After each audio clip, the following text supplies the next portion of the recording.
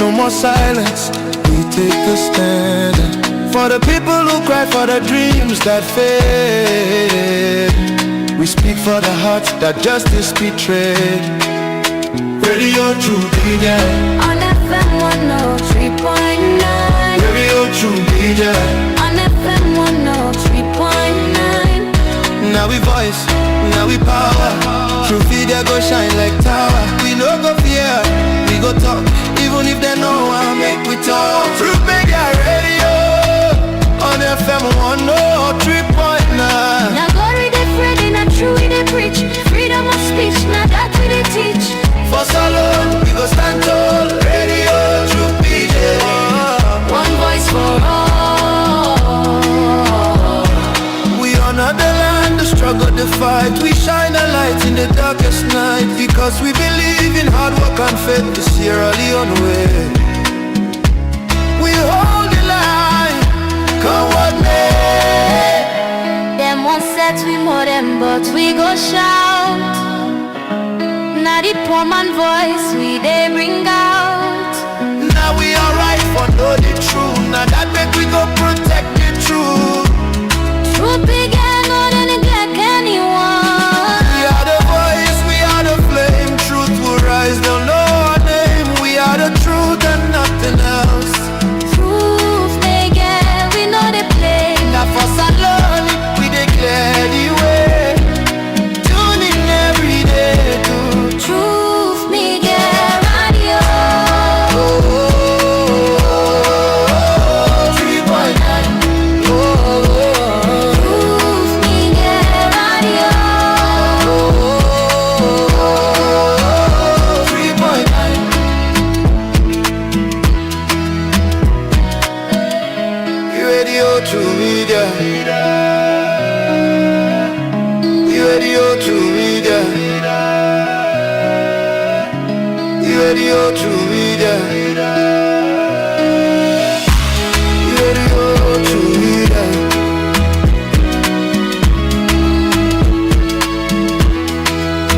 Radio to media.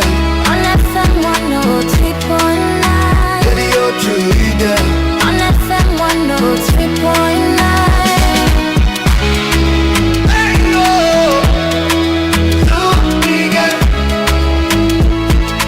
Truth be your radio. Truth be your radio.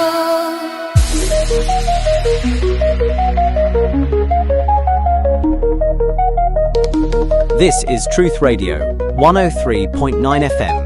We empower the nation.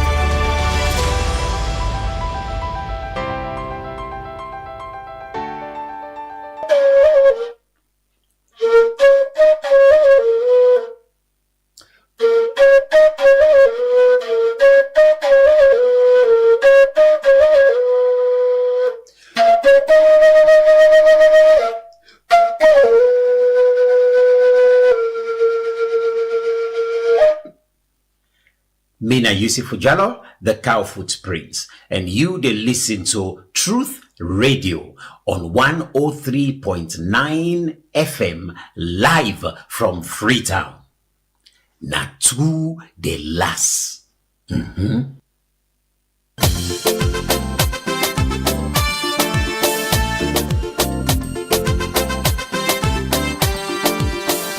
For almost year now, the Sierra Leone Association of Journalists (SLAJ) don dey for one mission, and this mission na for make one old chapter dey na the Salon Constitution where they guarantee freedom of expression and of the press. This not a new fact. SLAJ will not submit this proposal the term where the Justice Edmond Kawan Constitutional Review Committee be the work. But even though it not be appear at the final report, the arguments not be ever disappear.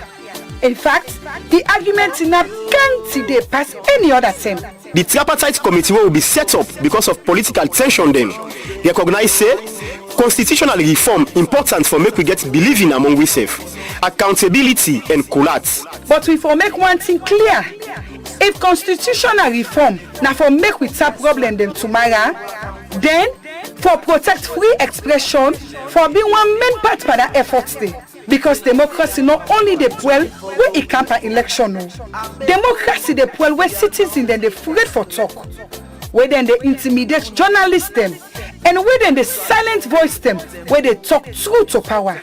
And this campaign, not for say journalists then they ask for special treatment so freedom of expression na all man property, bloggers, market woman them, students and academics, politicians and you self where they vote. From the one where they write book and the one where they make music, to civil society activists and comedian them. Now the thing where they give it the right for criticize policy them, for expose corruption and for put multiple governance business at the country where we not go afraid. One old chapter na the constitution where they talk about this go make the pattern we not clear, we able to revise them. It go see the media as something way good for the public. It go protect editorial independence and guarantee access to information. For make am short, this go talk am clear one say free expression not to favor from any government. Now right where people can get. Now the constitution no more able to protect the citizens' rights. Now this make even though for reform policy they fine, it better for make the constitution cover them. This is something where politicians for support. Because free expression they give strength to una legitimacy. This is something where citizens for support. Because it protect your voice. Now something where civil society for support because it give power for all government accountable. If we see yourself we now go back to the days of repression, the term that will be the afraid and where them be the set remote them, then now the term this for take action. A stand-alone chapter on freedom of expression and of the press is a right for everyone. Famulem, Mina Alhaji Manika Kamara, President of the Sierra Leone Association of Journalists. I call on all Sierra Leoneans for joining this campaign now. This message comes to you from the Sierra Leone Association of Journalists /, through the media project implemented by BBC Media Action with support from the European Union. Let me show them see now we go make we kick boom, see now we go make we country go before. Mama yes so, see now we go make we grow.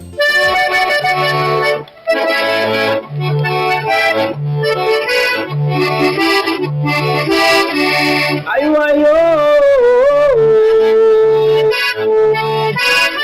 Nyabone chawo matonya yepe gwo gbo era o Tonya yepe gwo era ngatu ayabo ngweza wato minani FM we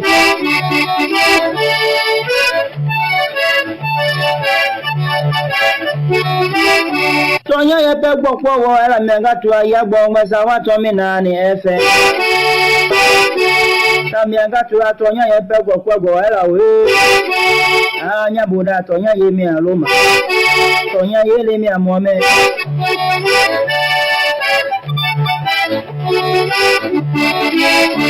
Nyabone jagbe nyale deja ti anyale dwe mi do nyango ngolo tonya yepe gwo era we Miata nuisi bena Namora bo mi driver Nyabura jepe gurura bo mi wabido tonya yepe gwo era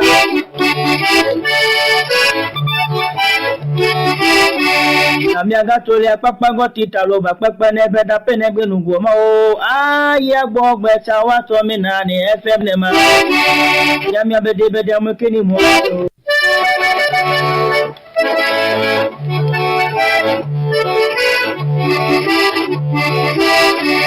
ayo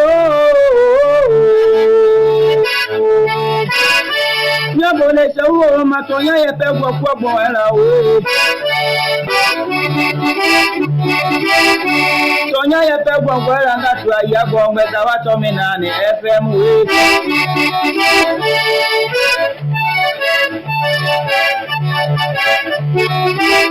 Tonya ye pe gbogbo wo era me nga tu aya gbogbo ta wa to mi na ni FM. Tami nga tu Tonya ye pe gbogbo era we. Anya buda Tonya ye mi aloma. Tonya ye le mi amome.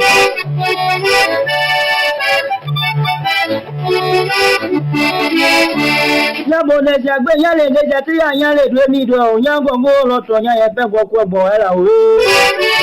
Mi atanu isi vena. Nabo rabo mi driver.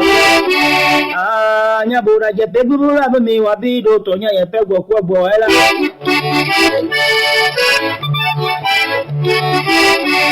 Ami agatole apapa go titalo ba papa ne beda penegbe nugo ma o aya gbogbo cha wa to mi na ni FM ne ma ya mi bede mo kini mo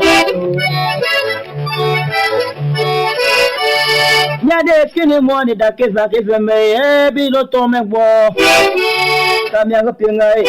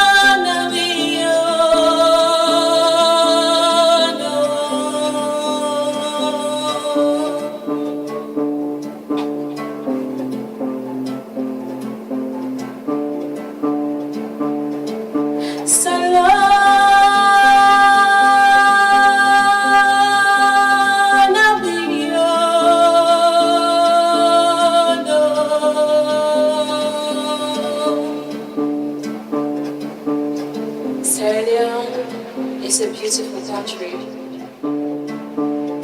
It's beautiful people.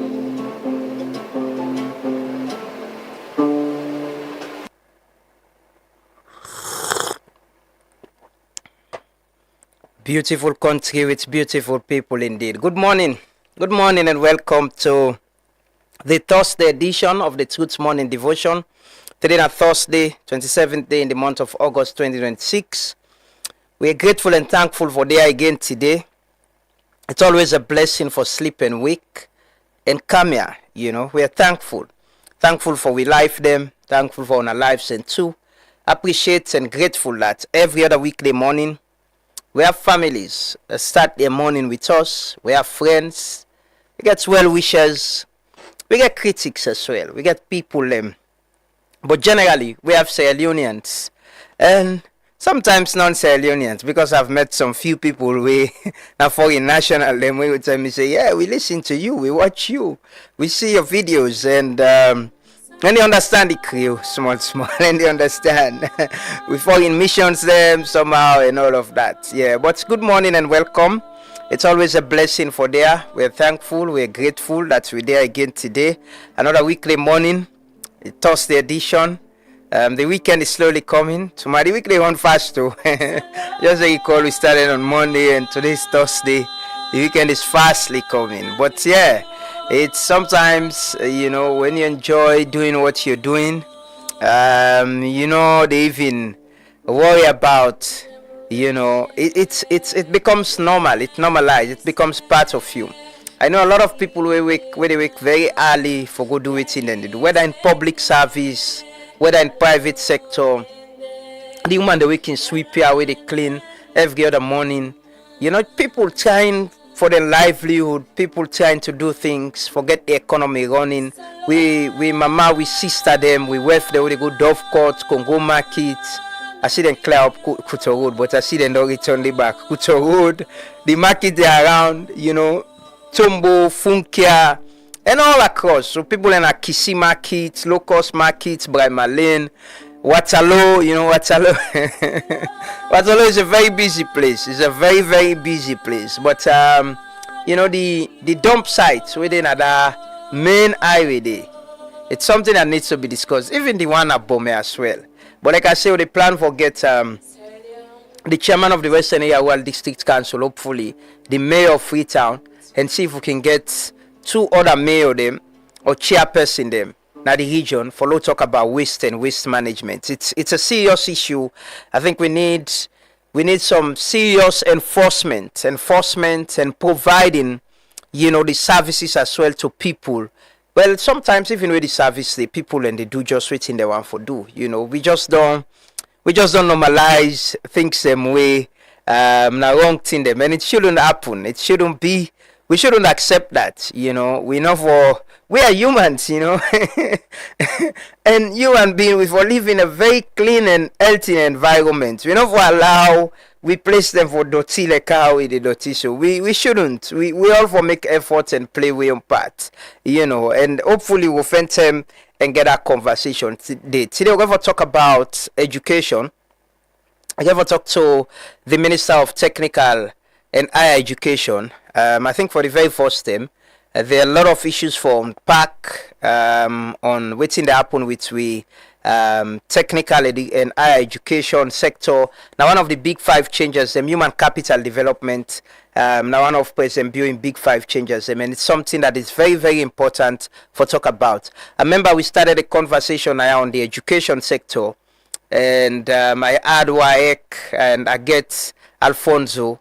And I was telling Alfonso that the president did not challenge the Minister of Information and Civic Education for lead the process of addressing examination malpractice. And I followed the ministry hosted a program yesterday, a town hall like, and it was very, very informative. Very, very informative. When you listen from the teacher, the president of SLTU, the head of the principal, you listen to the ACC. The ACC commissioner actually he referred to him as pandemic. Say it's a pandemic examination malpractice. The ACC commissioner about the evidence that we then get with and don't present. Even the students that don't try, they're not to examination. Invigilators them. They're not to them work around it. Then just need for help. The institutions them where they run the exam, where the stakeholders are involved, forget a plan for address examination malpractice.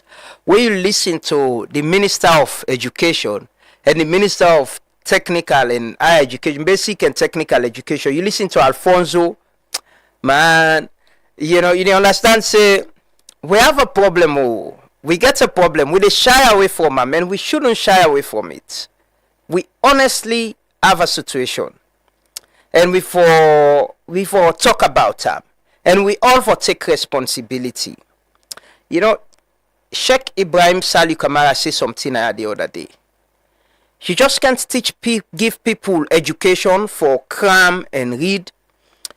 Add morality, discipline, and how for be credible panda education day. You they lose a lot of things. If you're not able to teach the Pekin say, where you can school so, now this time to this time you for can school, now this time to this time you for there, now this way you for talk to your company in a class, now this way you for talk to your teacher, you not for go near your phone. If you not get that teacher there, where they teach the pikin moral values, where the pikin they see as a father figure. You know, get that teacher they way discipline, where the pikin they learn how to be disciplined from. There's a problem. And the principal talked something. He said the way how then they recruit teachers them. He said one of the fundamental problems and the way people they need to pay attention to. He explained your story how he become teacher. For me on cool and how also I been the teach the principal was so involved in waiting than they do.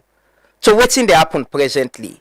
Well, then talk about the salary as well. The president of SLTU clearly talk about the salary. Say it's another challenge. He mentioned the salary, technology, and a lot of other things. Where he say they play parts to this. But we as parents, now then I want to start with this morning. We na the first people already picking and they come into contact with na the home. If you not teach that picking waiting a integrity, if you not teach them waiting a moral values, you not teach them say you not for cheat in an examination, you not for cheat in anything safe. If you fail, you fail. If you na the person where they teach them where no say you picking not get the IQ for come out class 1, go class 2, or class 5, go class 6 for C10 PSC. You force them for go just because you neighbor and picking they do well. You're part of the problem. If you they give you picking money, say go give you teacher, let them pass you, let them give you the examination, question them. You're part of the problem. And picking them by themselves, not go just sit down say they want cheat in an examination. Or somebody need for influence them. Either at home or at the school. They're not picking, you just, kids can't just sit and say, may I go cheat in an exam. No. If you not learn an house, if they're not teach an house how for cheat, on a school, you know there's ability in a cheating. If they teach an home how for work hard, how for study and work hard and pass examination, what line around there they grow up with? If they teach and say, for spy, na crime, na sin, not to crime no more safe, na sin, you they commit. Look at that picking way past NPSC. When you listen to that picking day, you didn't know say she is from a home where not only the teacher how for go pass exam, but then they add moral value to them. They picking a religion in himself. He got religion. He they tell God thank you for us. So in parent and non teacher nande, not so magic. We all come on our home same. We all they go school today, primary school. Na community school, mocks the day. Past 2 o'clock, your papa go pray. Then you say, your papa can't find the principal, he can't find your teacher. You know they see and you teacher in face for you go bribe him, say for they pass you per exam. You know they see and in face. You know they get a conversation this safe. You know the member and then I say from home say you they go ask Baba mon for money for they give you for they go cheat in an exam. Then they give you money for they go cheat in an exam. You know the member than they safe. But we all don't left the picking and so you know this world of technology, people don't have time. I know we have to hustle, we get for fend for we serve. But this generation will build so I don't get for become teacher, I don't get for become doctor, lawyers, I don't get for become journalists, I don't go become politician. If we not teach them how for live life in a better way, how not for cheat the system, now so they get for can cheat the system. If we teach them say you they get you way bypass you they get you way. And now so when they teach the picking and tomorrow back, then they help them for cheat. Because that is how they got their education. We really need to pay attention to this. We can pay attention a lot from politics, but any country when able fixing education, when able instill discipline and moral values by people them. You know, I can always say this. People are within our politics, we within our media, civic space, private sector, we're a reflection of the society. We're not to alien them all. Now, how the society groom we, how we families and groom we. Now that way they would live. And then values then they would get. Believe me, and then values then they would get. So if we allow the people that would grow up now for take over from we teach them how for cheat, how for thief, how for lie. Now so then get for can lead the country. Now so then get for can day now the country. Now reflection of the society. We all what you they do so. How we may posture out is how I'm trained from where they grow up. How what my parents and teach me. What I see from them. How I don't see life. What my teacher teach me. But if you the parents now you they take money, give the pikin for they go cheat na exam. You the teacher now you they tell and say I get the question and go ask you mama for money come for carry this. You the principal you not clear. You the headmaster you not care. You say get pikin. That pussy way up for cheat sometimes I go become doctor tomorrow. You pikin sick, you go to hospital. That doctor we don't cheat him way for become doctor. Now they go treat you pikin. They need for pay attention power education and we picking them. If not, we spend 10 years, man, with free quality education. We just talk about the problem and examination malpractice. And government don't invest a lot.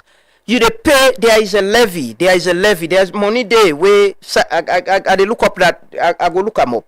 Money there, an act, I think it was the Finance Act or the Education Act where them pass. Certain money there where people and they pay when I levy, where they go to education. Salon governments they put in money per education. Donor partners and they give you plenty money for put per education. We shouldn't spend 5-10 years. We know they look at the gains, the success, the things that there are a lot of things that we don't change in the education sector. There are challenges, but there are things some way they happen. But just because you get people in the system where they cheat the system, then thing and they become successful and they fail. They do. And me, I can worry over they spend government money per public services, per social services, something as big as education. Then 5-10 years, we're able to begin look at the successes and how the quality will improve and how we get hope say, at least the kind of education will not get we picking and they get them, we niece, we nephews and they get them, we build a generation not only with quality education but with moral values and discipline. It should worry anyone. As much as election and politics they worry you, if you pick any education will not worry you, then you're not part of the problem. Let us pray. Lord pray. Lord pray for ourselves, we pray for this country. We pray for our teachers them. We pray for our teachers them. We get very good teachers them. We get people who don't dedicate their life for teach, irrespective of what and they receive. Now them passion, now them calling. We still ask for little make them better for them. Because since I get families for take care of. But you get very good teachers them. Oh, get some man them, brah. This teaching work. Tell them for big, they let them pull and panna. Let them left farm. No fair, no that till let them go do. They don't get anything for doing a classroom. Nothing. No moral value. Nothing already picking and they learn from them. Let us pray. Join us in prayers this morning as we start the devotion. Assalamu alaikum. Nina Abdul Latif Kabu. They made this supplication for the Truth Media that Allah will continue for help them and give them more growth. And also ask Allah for bless this country and make her one of the most enviable countries in the world and should trouble, fitna, problem with we and give economic growth and success. Allahumma iftah lahu abwabu rahmatika wa abwabu salam wa abwabu khair. Allahumma takabal a'malina wa takabal salatana wa takabal du'ana. Allahumma asina qibata fi umuri kulliha. وأجرنا من عذاب الدنيا وعذاب الآخرة. اللهم أقسم لنا من خشيتك ما تحول به بيننا وبين معصيتك ومن طاعتك ما تبلغ بها جنتك ومن يقين ما تعين به بأسماعنا وأبصارنا وقوتنا ما أتيتنا واجعل وارث منا واجعل ثارنا على من ظلمنا ولا تجعل مصيبة في ديننا ولا تجعل مصيبة في ذريتنا ولا تجعل مصيبة في بيتنا ولا تجعل مصيبة في بلد سيراليون ببركة شهر رمضان وبخير شهر رمضان وبنور شهر رمضان. سلام سبحان ربك عزة ما يصفون والصلاة والسلام والحمد لله رب العالمين. Father, in the name of Jesus Christ, the Son of the living God, thank you, Father, wonderful God, mighty God. Father, I pray for the people of Sierra Leone. I pray for all the leaders. I pray for all the one there with the works of life. I pray, Papa God, for the economy of this country. I pray, dear Lord, for the development of this country.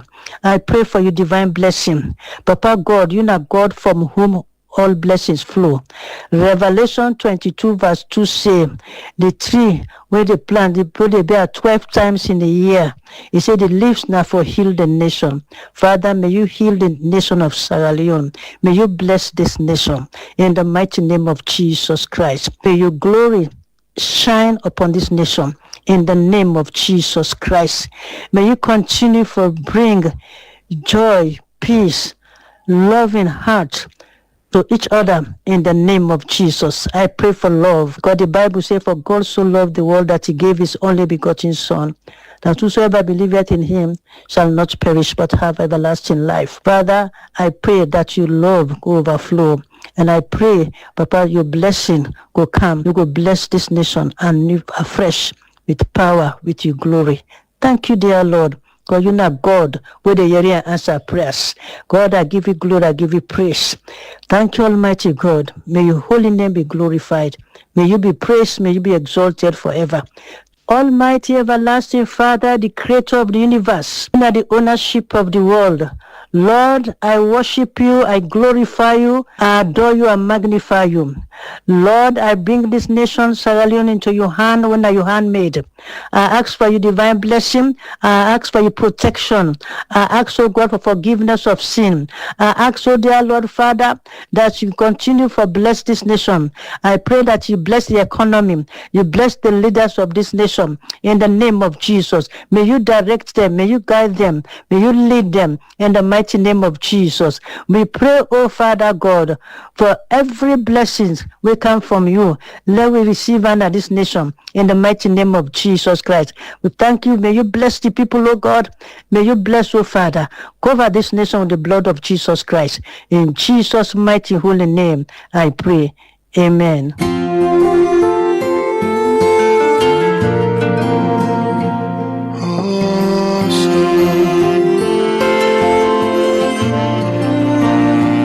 We done the cry for so long. Papa, do ya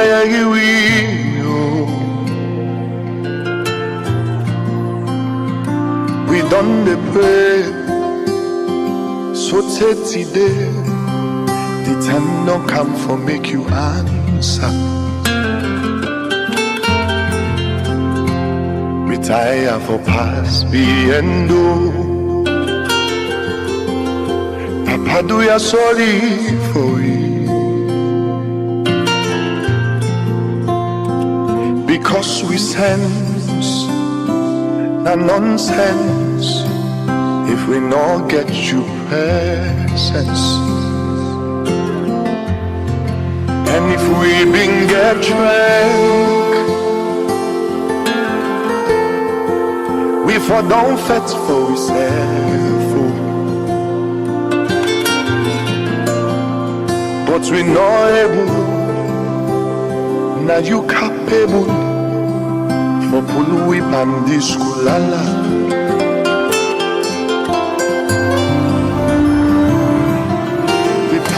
You begin and press. Do ya we need the pen for. Good morning again and welcome to a brand new day. Soon Friday will come, and most times Friday I just smile for the weekend, I just smile extra for the weekend. Good morning, whoever you find yourself, you drive, you go work, you go for go also, you go for go buy market, anything you find yourself we get for do this morning. Or maybe you just relax, you chill in our house, they watch we, they listen to we from any of you device. Good morning again. It's a brand new day, and I hope say we did and go end well, and things go work well for we all. My name is Nafisatola Nkadin, the co-host of the Tooth Morning Devotion, and you listen to Tooth FM on 103.9, and we broadcast live from our studios in Ilcott. This morning, at the I'm gonna talk about malpractice and how you don't rot in the education system, how picking them, small picking them. I vividly remember, it's still fresh. Even me don't go through. I remember the time they will be the junior secondary school. we dey do integrated science and then I no be good at mathematics. So then be teach me something about mechanical accuracy machines for calculate velocity, then thing in this. So I was not in class the day we didn't teach them. And I get for can meet me teacher and ask again, say I want for go through how then they do the calculation. So I know I go arrive at the answer. They say I don't miss that lesson, they not get for revise. So what they can do that some schools them where exam stems reach, they tell the teacher they tell you I say Leone mangi maybe tutu Leo wawa Leone for making by pen for mark. This na possible way they pay at the school. Picking them and then give money for just like how Alfonso Malibi they talk now the other day. They marking him at the list we no give money. So it be piss me off because like in agree for repeat the lesson and I know say that question it come my exams and it get for be a compulsory question and me not good at mathematics. So I defy I'm saying I need to give money for Dandy for say because for make I get good mark. I say I know say I go pass without I challenged him and I be shy where I be the grow up, but when it comes to things like Dandy, I do challenge my teachers sometimes. I tell them, I go to laugh, so I tell them and say, no, I'm not going to give you money for that. I say, I'm going to pass these exams. Then they say, you go know how, then some people then give, some man they say, Lord, do I no more for algebra, but I'm saying, what if possible not get, so you know go pass? And what he made do was, go cram the entire calculation as I see and my colleagues them book. By then I don't even understand say what cross multiplier, you cancel. Not so that me understand. I just look at how then solve the work and just get all learning at me head and go sit the exams with other thing them. After the exams, they come with you grades them, they tell me then they call grades them, and I don't even get the mark I deserve but pass. When me teacher come out cane. It kind of give me, it knocked me in my head. I was like, hey, yes, sir. Like, he said, me the witch. Power when me not give money, me pass. Then I said, I know say I pass. I don't need for give money for me can pass. I said, this mark maybe like, I never ever forget. I get 79. I said, no, so this mark making get for integrated science. I said, but because sometimes I don't give money, I make I get this mark. I said, but I pass. I said, now for me, I tell you, say, with or without that, I pass. Even during exams, I remember they tell what they sit me was, oh, you not give money. You not get my cough safe na the exams all because me not give money for that one day. They say, do an for ajo for the no, I don't do that. And when you not do that, the invigilator then I'll maybe the one that will go to examine. I don't know how they can choose themselves. Then people that we can go, invigilate exams and watch over people that wouldn't they take exams. Credibility, they go be like everybody give where she see give money for that day. You don't. If I want to don't save now, don't say I go and make so then go say no link, no cough, no shake.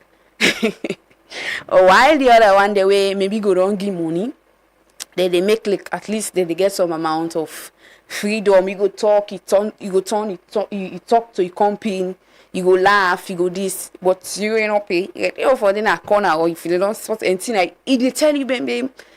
This country has seen that happen. They tell you banks the and you make crabby, they make sabi pay money. That is not something I have to give money for, not to something I have to pay for, not to something where me see as normal, I not for accept them and I not be the doer. But that is what happens when you go inside the exams all there. That did happen. Teachers them. And I believe say most of the teachers they way they do that. Some of them are the one the way, they not do TC, they not get passion for now the one the way they don't see to us. They go take them at the school there. They go say, I can begin teach English, I can begin teach maths, I can begin teach integrated science. Where sometimes the person not even get passion for teaching, not get the ethics, go through that and they say that this as a teacher if you do, get even get teacher certificate, get that one day. Then you go in a classroom, and they expect you for behave like how a normal teacher go behave, or possibly don't go through the process for nothing. So I for handle picking them, or not so I for deal with picking them. It's totally different. They get the other one the way some say they go don't graduate and not get work. You say like go first by a classroom. The frustration way get way no get work na party picking they go pull up on party school picking they go pull up. Sometimes now then they make that they imbibe in the picking them because now they introduce that one they say. Give money for so subject, 5 million for this subject, 5 this na course subject. Where will they go school? Then they say if it this na home economics, something have 2 million, but if in a math or English and 5 million, it's na course subject. Like I get for buy pen, I get for buy energy drink, I get for mark on a paper. Then no, Then you don't know say maybe if you not give the money, like I happen to me, you not give that money there, it's gonna be like that. And but if like how they say no more, if you get it picking out, so that because like then they for me then teach me and cheating for know between the difference between good and bad, for make I get conscience for the way I do now. I make I say no, I'm not going to do that, and then they do that one day. And also believe say I can able to study a pass for myself without and the help from teacher. Imagine I think I was in JSS1 when I do not need to meet teacher. Like tell my teacher say no, I'm not going to give you money for that reason. I said even if I get the money I not get I need to give. He said I said then I show I remember that it was so funny. I show me money. I said look me money then I mean like I need to give for these exams. I say especially where you back the tower say this go happen. This I said they will buy it for say the pass. Imagine for make I get that kind of boldness they did just as one. You know, sometimes beginning go panic, he go say, hey, my teacher will go on saying, me I go can't fail this subject. I did not, and no panic. I don't want you face it. Waiting me remember for do not for go just go imagine you did just as one, you don't understand waiting teacher teach you can't meet and say you want for make it go over again, then you say no. It's gonna do this way, then you get to go. Imagine you go watch because you just see calculation and you cram all things. He asked me, he say, how I manage, would that teach me how to arrive at the answer, how I get everything right? And I told him, nobody not teach me. I say, I just use me, that kind of photographic memory the way person gets a good one and watch how people I solve them for people how the people I even tell and say even how we cross multiply take away this now one left. I say no I say I don't say no more where I reach now this party and I for cross to one for the under so I say now so I take arrive at the answer and he said then he tell me on the say like I did extremely well and I say what's make I not get 19 I would make I not get on the why not 79 I get he say me not get money for buy pen. I say but I tell you say I did pass and it happened like that. Also if we did teach you picking and I will say that is not a good behavior. No accept them, not tolerate them. Then if you want one picking and begin stand up to the teacher, it make them 2 picking, 3 picking, 4 picking, 5 picking, the entire class.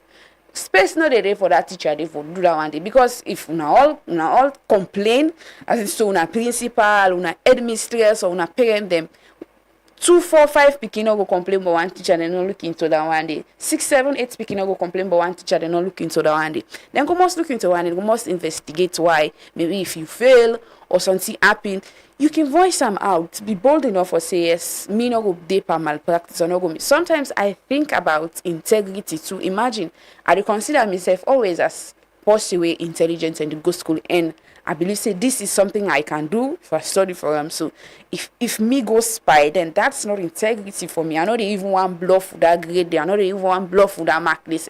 I know they even feel fine for let me name they across that number there. So if we all get that integrity there, we all practice our within ourselves, then I think now they would start for address the problem. We can take the national anthem and pledge now, and we will come back with stories. Then we go take the national anthem and pledge and start now with commitments to the country. I pledge my love and loyalty to my country's hero. I vow to serve and faithfully at all times. I promise to defend honor and good name. Always work for unity, His freedom and prosperity. My boots are just above all else, so let me go. So let me go.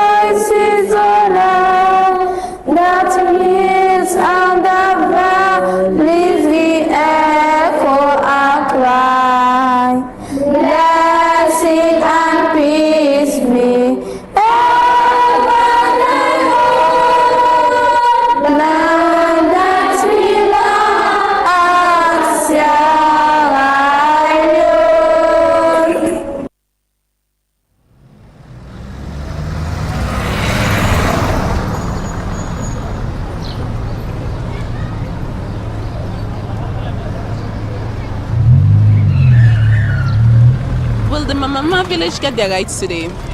3 youth leaders are still in prison since the protest against the bulldozer company.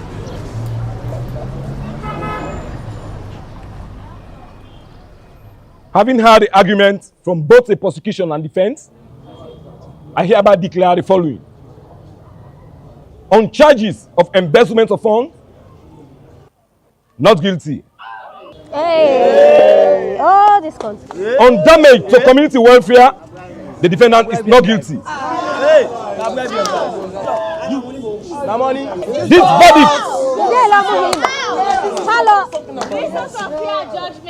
This verdict is subject to no appeal. From 1961, them still not change the plan. Now all thing now we on. Now we forbid the change where we want see. From 1961, with all the dreams and no plans.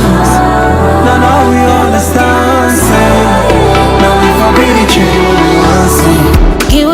Give we road for come true. Now we running out of time. No they wait for 1, 2. Every other day they get plan B. Red and green promises will not they ever come true.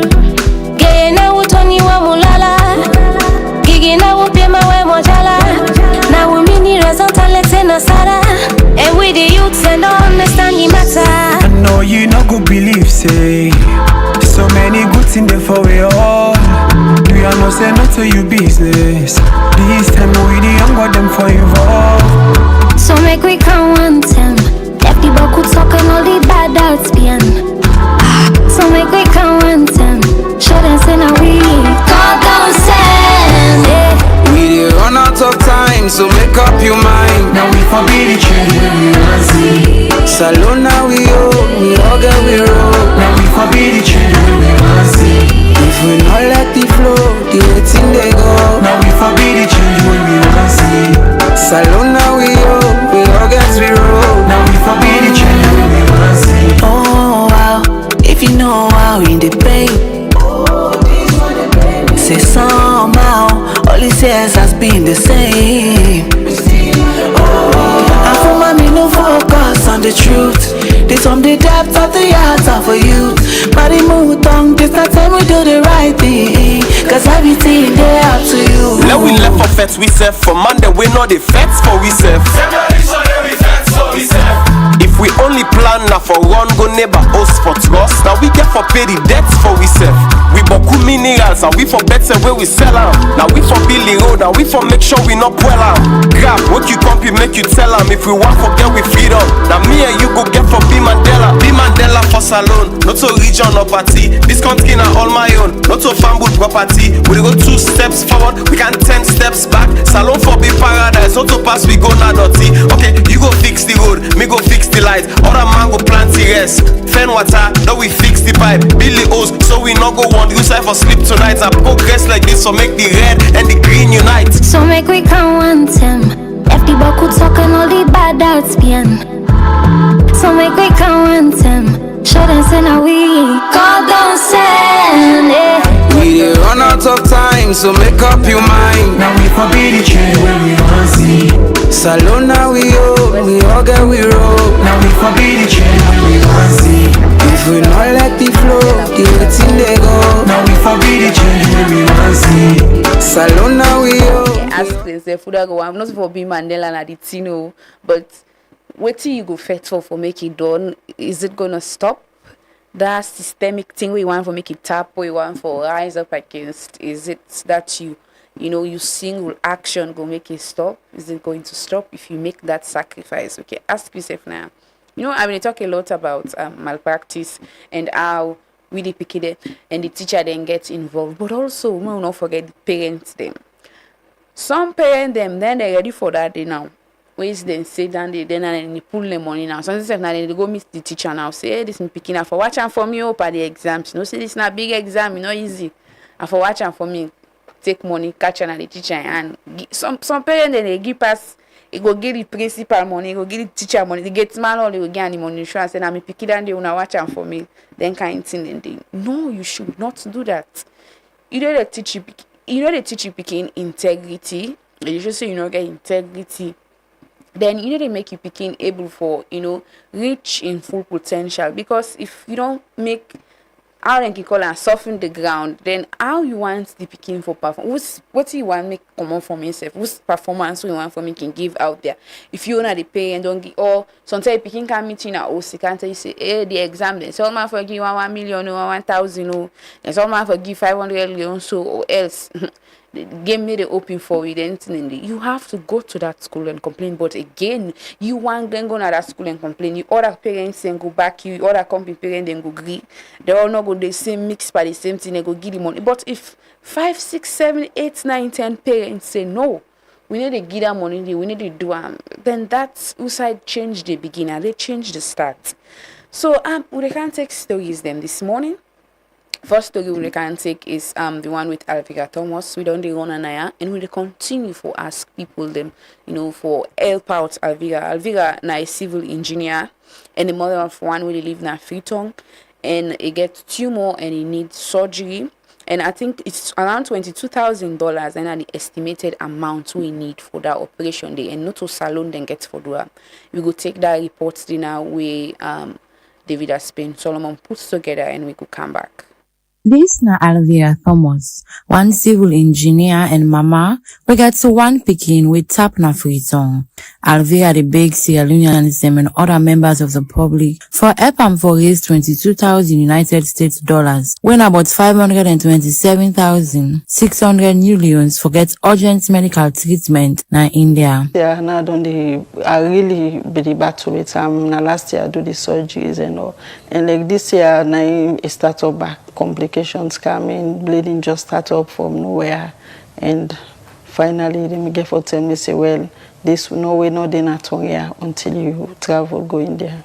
2 years ago, Alvira say in health problem it start like ordinary cold, but after we even go see doctor, even find out say na tumor again. Well, I can say 2 years ago, I get a tumor. It just starts like cold, and I be trying for see doctors. And at the end of the day, last year we get for do a surgery. Last year, Alvira undergo surgery, but after the operation, he say it developed complications will affect in eye. Okay. But after the surgery, I get complications will affect me eye, and the tumor we get for go back. So like after that, I get for see other doctors we tell me say na a maxillofacial case where we not get surgeons in a salon. And say after some time the tumor been grow back.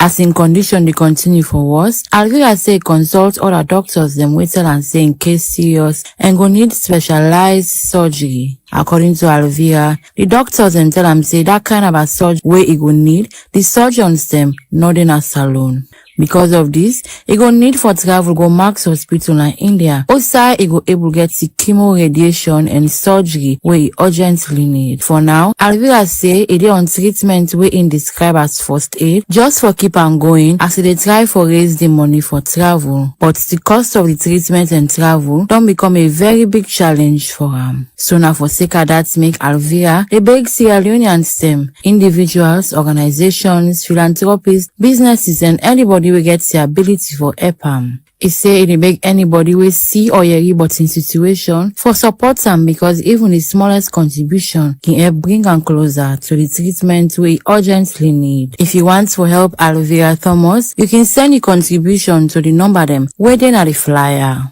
Your donation can help am get the urgent treatment we in need na India and give am another chance for continue for care for him pikin. Thank you to David Aspin Solomon for that report today.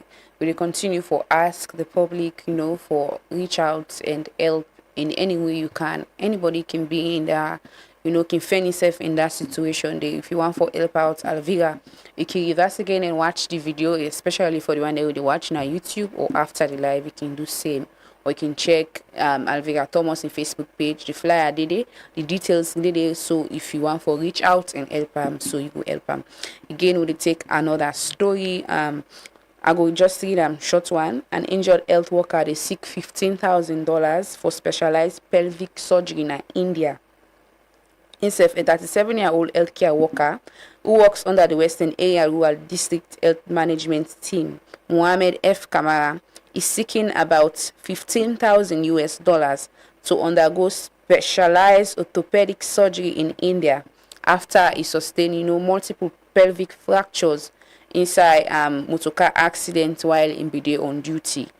Be try for go, collect drugs them for patients them, but he did now then take am to emergency hospital na Godrich, and then be they receive treatment, and from observation they find out say he gets some issues them where he need medical attention and he needs surgery for go through, like he gets a seek medical help so that he go get way for get better. So we can take again another story. We all know say Mariam Loba Kone they Miss World now, and they try for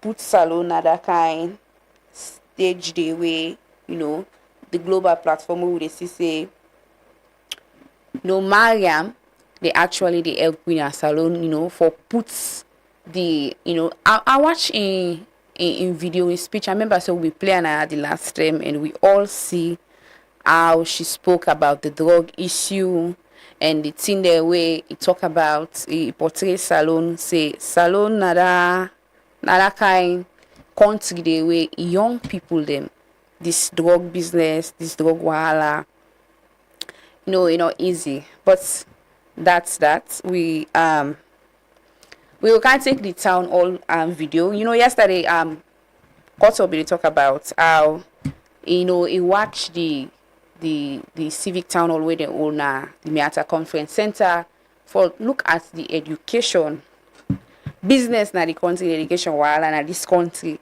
It's not easy. I see the panel was different perspective. You get someone who they represent teachers, civil society, you get the minister, you get different people. They get anti-corruption. I saw that panel. That was it was huge. It was a big one, But I believe that they discussed a lot of things there, and I think the Minister of Technical and Higher Education get for Kaya this morning and get for can talk. Get for can get a very lengthy conversation about how you look at this malpractice issue and other different thing there where they unbug the education sector in a salon. But we can get a video from the town hall now and we'll come back to you. The fight against examination malpractice na salon still they continue as governments and stakeholders in the education sector don't come together for look at the issue where they threaten the quality of education in the country. According to governments and talk say over 20% of the country in GDP na education then they spend on pam. And over the years, then don't they see progress with more students than where they pass exams, higher school retention rates, and school feeding program. But examination malpractice, according to the Ministry of Information and Civic Education, now one serious challenge to the against them where they don't make. For tackle this challenge, stakeholders them na the education sector been gathered at the Miata Civic Center for a town hall meeting. The meeting be focused on how governments, schools, teachers, parents, students, and other stakeholders them go work together for reduce examination malpractice and for protect the quality of education. Where he been the talk, but the role of the Ministry of Technical and Higher Education, Minister Haja Ramatulai Wuri talk say examination malpractice get different layers them and institutions and self get responsibility for address the problem. Because malpractice get beaucoup layers them. At institutional level, the universities them, the other higher education institutions, and then get their own policy them, where they don't develop, where then they implement, when they investigate cases of malpractice, and then get the punitive measures then for those found wanting. Minister Wuri been same way to talk say, as somebody who don't serve as Dean of Faculty of Medicine, they understand firsthand some of the challenges them where institutions then they face when it comes to examination malpractice. Active within the teaching space. I served as the Dean of the Faculty of Nursing until I resigned. and know waiting at the first hand some of the challenges that we face when it comes to examination malpractice. The minister bin to talk say the ministry go work with the regulatory agencies them, wey include the National Council for Technical and Vocational Education (NCTVE), wey responsible for TVET, and the Tertiary Education Commission (TEC), where they regulate higher education. Perspective, not to for looking isolation, but for try for look through a system strengthening approach. How we go strengthen the system, we go make sure say, if person one commits malpractice, if examination malpractice, be you student or lecturer, it will be very difficult. We will also develop a system where we go make easy for detect. So quickly we go pick up say this something don't happen. And then also if it be safe for report. But the minister be end up for talk say examination malpractice now only one side to the wider problem of quality education. Your perspective, you dey get institution them back, we go just grab today without going through accreditation process, not accredited amount program, they begin take students and then they compromise quality. Because we put the structure in place for where you want to set up your learning institution, you go to the relevant authority, get the accreditation for the institution, then they look into the environment, society, they train the students, and they look into the capacity of the trainers. We put that in place for a reason. As the government they continue to invest heavily on education and celebrate progress with more passes, better retention and other interventions, them stakeholders and say examination malpractice go undermine all the gains. But the challenge now how for build a stronger education system, one we go prevent malpractice, detect them, and make reporting safe and self-ensure say anybody will break the rule go face the consequences. Because the quality of Salone education not depend only on how many students in the pass, but now whether them pass through a system with credible, fair, and trusted. For Truth Media, Mina Davida Spin Solomon, we report. Many thanks to David Aspen Solomon for that report today. And as we say, we hopefully get to talk to the Minister of Technical and Higher Education at the program this morning by 8 a.m. But this morning, we can start this program with talking to Moses Mambu. You know, we've been getting Moses Mambu yesterday, but unfortunately, we'll not be able to get him. But we can start the program with this morning. There's a lot of things we they go on with political parties. Them the APC party then are caught with the extension of the tenure of the leadership, and also the SLPP, the statements where the chairman make yesterday, we get Dr. VB Naya, reacting to that. And today they can get Moses Bambu, and the public relations person for the SLPP, for can talk about that. So they take a short commercial break. Will they come back shortly? Continue for stay with me.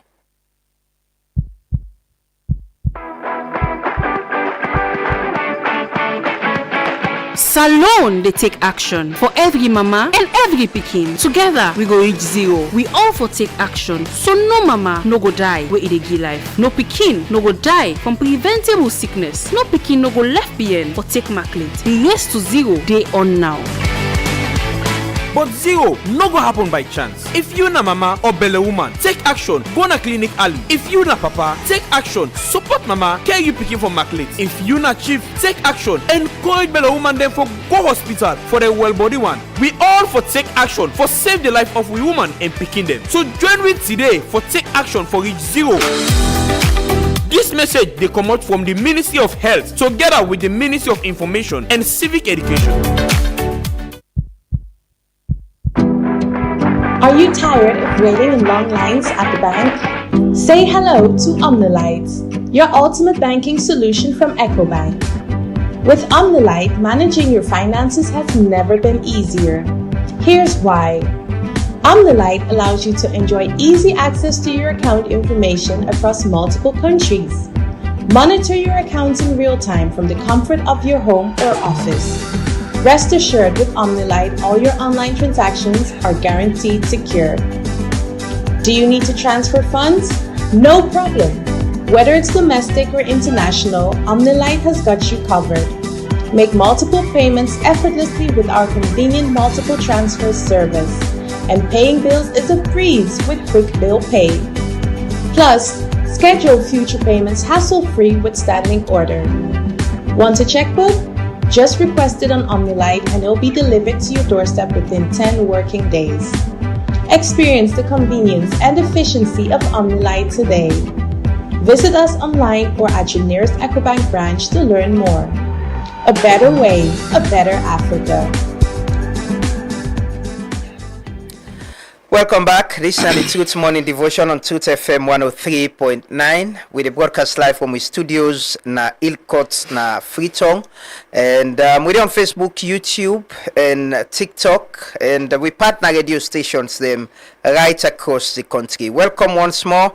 Today, like I say, we gonna talk about the education sector. We gonna talk to the Minister of Technical and Higher Education. But before that, we can get a conversation on the statements where the SLPP chairman Jimmy Batilo Songa make. It does spark a lot of debate yesterday. We get Dr. VB Naya we react to him. So I get Moses Mambu, we na the public relations officer of the party, the SLPP. They with me at the studio. Good morning, Moses. Thank you very much, and good morning. Yeah, thanks for joining us. Let me watch the video first for set the context.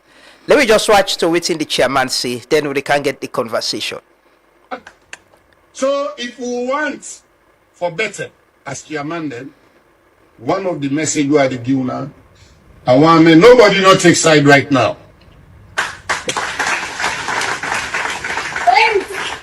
No, nobody not take side, but anybody go or talk to you about the ambition. Now listen. Yeah? Yes, sir. But when I know say we all get a central command. Yes. Article 60, 1, subsection 1B, verse 1A, clearly give the political leadership to one great person inside this party. When His Excellency the President, Julius Maada Bio, he say in the political leader of the party, now he will give political direction. When I see what you don't do in this country, no so. Yes. When I don't see what you don't do for West Africa again, not so. Instead get or go, but we as a party will get or give with life to them. They get or bring word to me. And not a word no more. And we own a Christian then we believe in the commandment no so. Maada Bio get or bring that commandment to assassin Abu. They count a name. They say, thou shalt be. Thou shalt be. That name they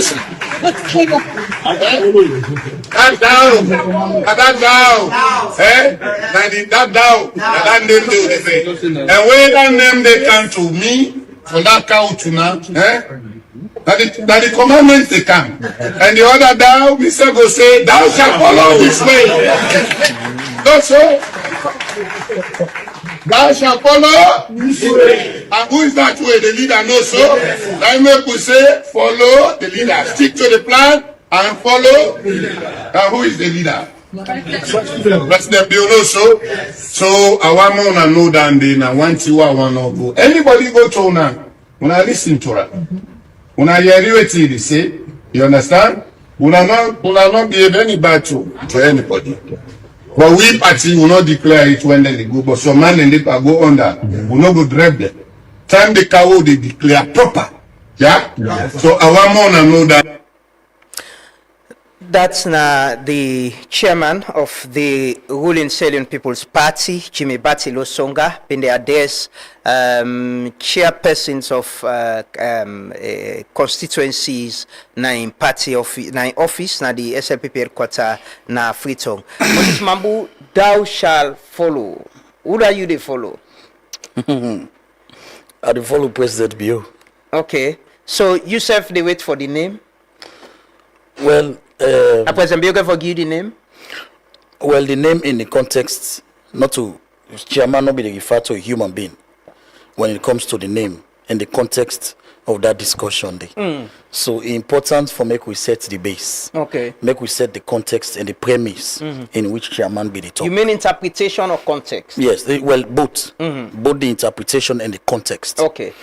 So like when you let make them practical further, because a lot of time people can say SLPP na elitist party.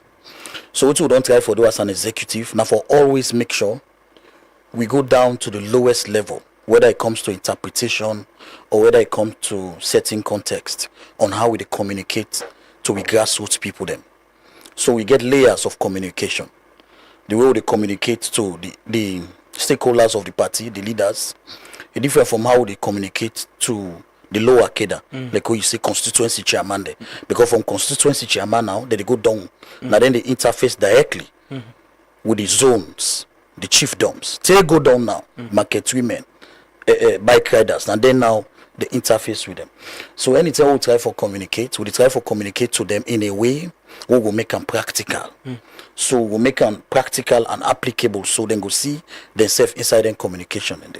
So one of the base where I want to set this morning, now on the foundation in which the chairman tin up for like talk. Because before it begin talk, he set a foundation. And now on that foundation, the way he set them, every other thing where he say, now under that foundation, they he talk. What's in the foundation? The foundation is Article 61 C, subsection 1A of the 2020 SLPP Constitution as amended. Down in the foundation where the chairman sets. You get me not so? Because if I want can't fet, you say I don't set a foundation, I don't plan say okay, I can't for can't fet lamana, na fet I can't fet. So the foundation, whatever I can do now, whether I not fet but I don't set a base already, that's how they go fet. So the foundation which you are mounting up on, we talk all that talk. Because before we go into the integrity for break the talk down one by one, make we understand the context and the foundation. So a constitutional waiting is that the foundation? It talk under he relied all what he say. He relied on a constitutional provision, and that constitutional provision there, now Article 61C, subsection 1A, and I want for read them. Go ahead. Let me hear you. How they read them? I want you type some word there inside there because it's short, but some big word then did it. When I under them big word and the chairman, now them big word and the chairman try for breakdown to the understanding of the layman. Okay, go ahead. So I want for make we get them that way then. So Article 61C, subsection 1A, we talk about the national party leader. It say the national party leader shall, when elected, he or she shall be the political head of the party. Underline that word. 1. Shall be the political head of the party. So underline that first word. And shall provide overall political direction. So 1, you say, it will be the political head of the party, not so. 2, you say, it will provide overall political direction of the party, not so. Because somebody will then go say, you know the political leader. What does even that mean? You now you they provide political direction. What does that mean? So a lot of grassroots, I would say really that section inside the constitution, what it mean. So all what chairman be they do, now for make sure say a breakdown to the understanding of the lowest man, the meaning of providing political leadership and providing political overall political direction. Not so than the chairman say the president will come with a name, right? No, now that's how they say. I don't. If follow the conversation sweet. Yeah, but that is what I'm saying. Your own interpretation. But I'm saying what he said. No, I know what you're interpreting. Okay, so at the count of what he say.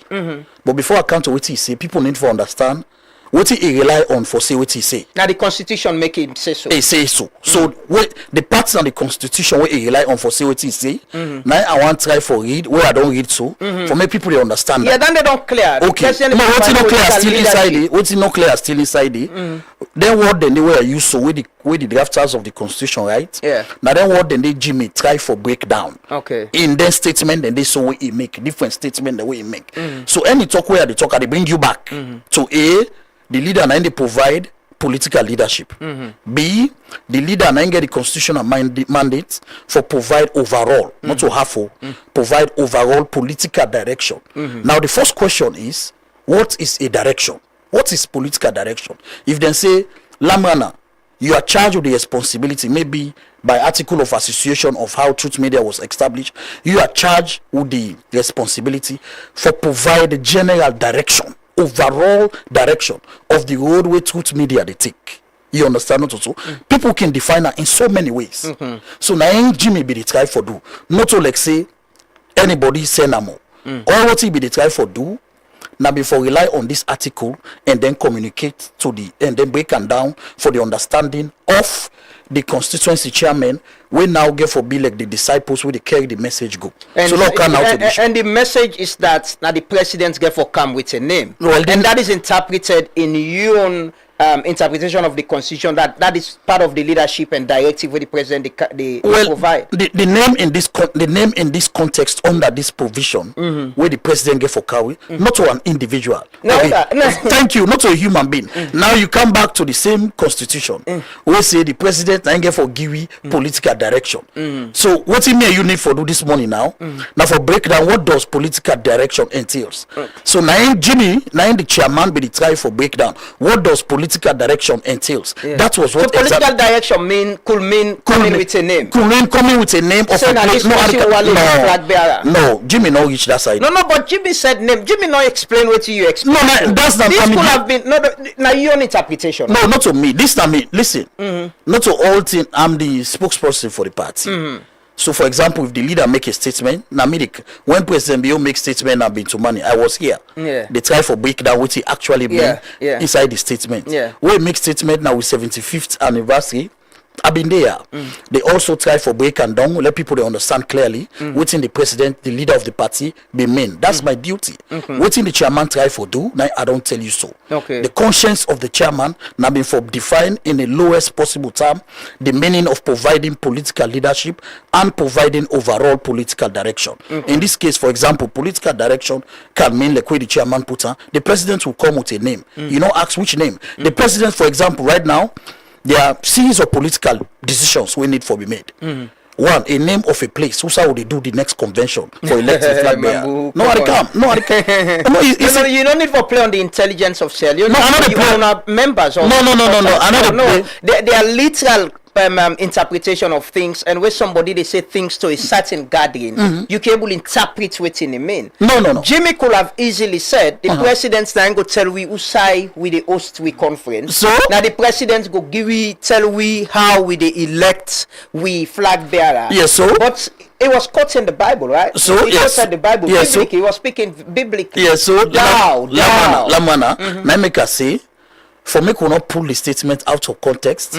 We always, every step we take in this conversation, Lord rely on Article 6.1 because before the chairman. So the Constitution gave President the power for come with a name saying that this person I want loan a phone. When the chairman not reach that side, they say. No, I'm asking now. You now the Constitution they ask you for explain. That is your own literal explanation. Well, the Constitution not name a verbatim like how you talk, but the Constitution say because the words where they use it can mean different things. So the president get that power there. No, the Constitution not name and that way the way you name and now. So what's in the Constitution say? The Constitution say we party divided into two main parts: administration and politics. We have the administrative leadership, with Jimmy the head, and we get the political leadership with President Bio the head. Now so the party did. Now the Constitution say when it comes to political issues, the president and they provide the overall political direction of the party. Overall, and that could mean anything. It can mean anything. But this one, the same constitution not clearly explain how they elect a flag. Of course, it did. So now make her say. Not take Jimmy's statement out of context. No, I'm not taking it out of context. So remember a trustee yesterday say in responsibility now for protect our assets and properties, and the Constitution are one of them. And he was interpreting the Constitution as well. Where you say they interpret. Yeah, so we respect that, Andy. You see, this is the beauty of SLPP.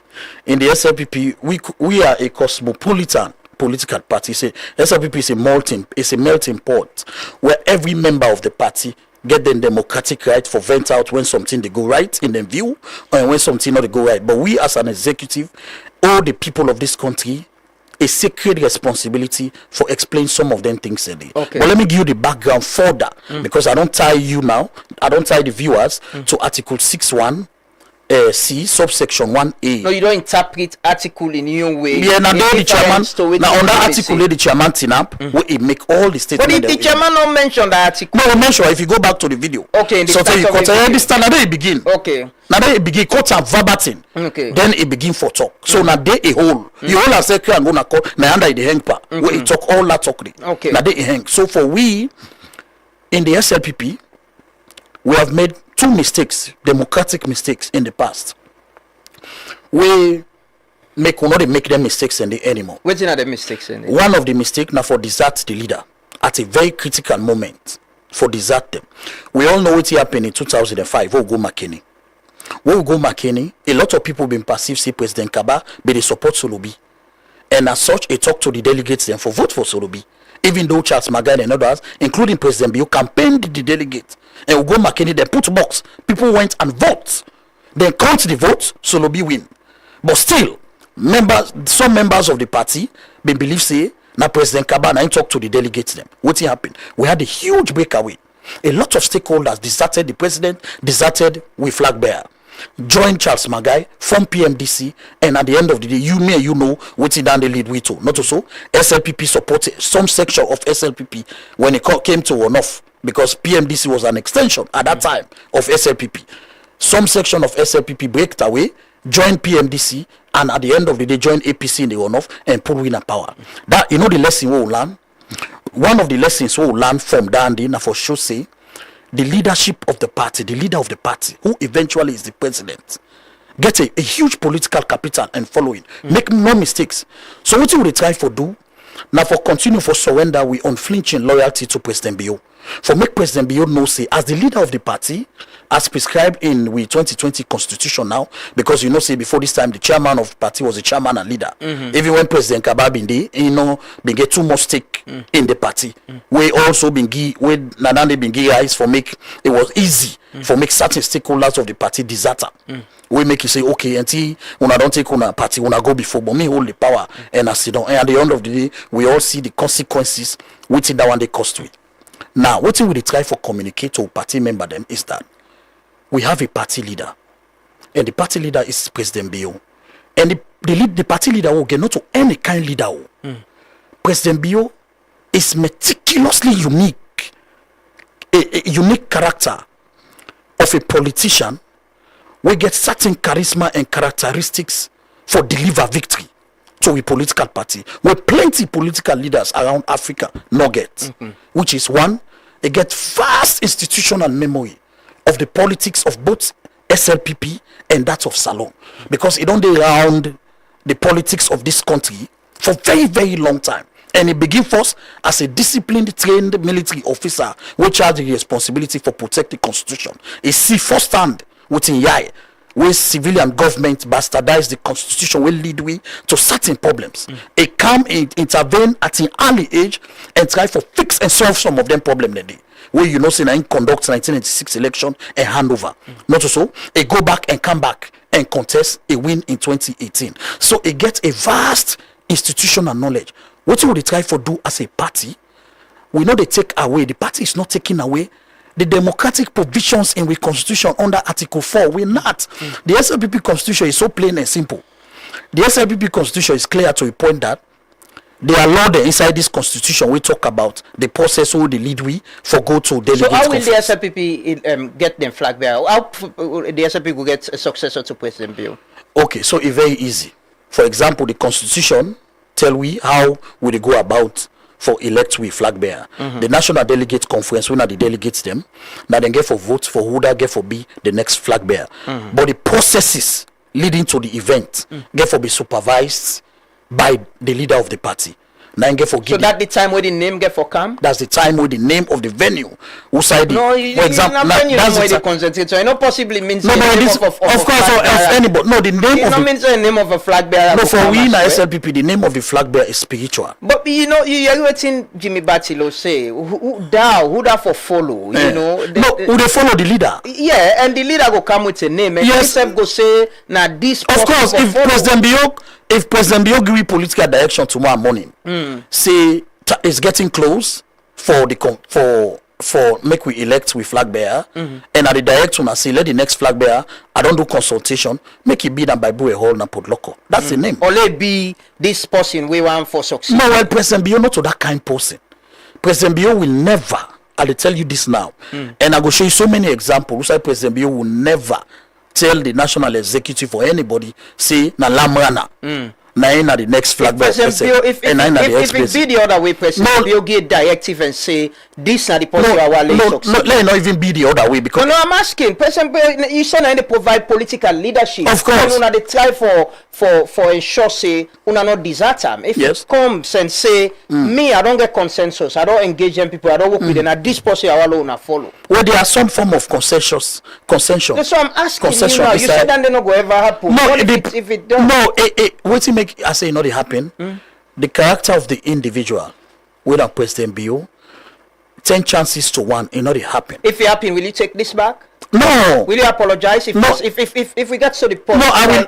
President Bio go say no. Yes. Now this person Moses Mambu. This is a political directive as you leader. Now this person I want to follow. Now this I want to be my successor. Will you take this back? That it's not gonna happen. I will not, but I will assure you here that it not happen. That will not take it if it happen. No, I will not take it if it's happened, but I will tell you here right now that it not ever happen. You know why? I want to give you the reason because then Kisewe married the sweet. Now from the engagement you they know, not so. You get for know somebody in character years ago for make you categorize them character then they into workable plan at a particular time. Easy. They can say show me your friend and I go show you who that you be. President Bio is a character. We get a track record of protecting democracy both in salon and outside salon. And he has been faced with that many times. 1996, President Bio been faced with an opportunity like with President like J. Wolis of Ghana, Blaise Compaoré of Burkina Faso, all of them people in the Lansana country of Guinea, of this world, they all be hold on to power. You understand? Through the military rule. And the era then the President Bio be in prime youth age where he need a lot of things and power suites and a military rule. You understand? You rule by decree, no constitution. But at that time, you not choose your own individual selfish interest. He choose the interest of the people. He took the people where he do the palace school. He took the people back to money, and he posed the biggest question: that what we for do? And the people at the end of the day, few weeks ago, I be there with IB Cabo I be there with IB Cabo AYV, and IB Cabo be confirm say that one of the decisions President Bio don't make, we make up to today. He get respect for him and I'm party because he said before President Bio make that decision in 96, he said he and one other journalist, he called them na State House. He say call them, bing, he tell them say this now I want to do, and they don't be believe him. At that point say he could do that kind of thing. Mambu, you clearly but at the end of the day, President Bio will not show una the road. I dey tell you say this is my success. I dey tell you say it happened also recently. I bring you memory to recently na been to money. The election between Kane, election for we all, not so. A lot of people be the go with the rumor say, now President Bio they support me. If for 2 days so we convention, you know what will be the happen? List be the come on left, right, and center. Say, oh look this list that to President Bio come on. Look this other list that to President Bio come on. The good thing was me all the list will be the come on. My name be the panel. So me not be too worried.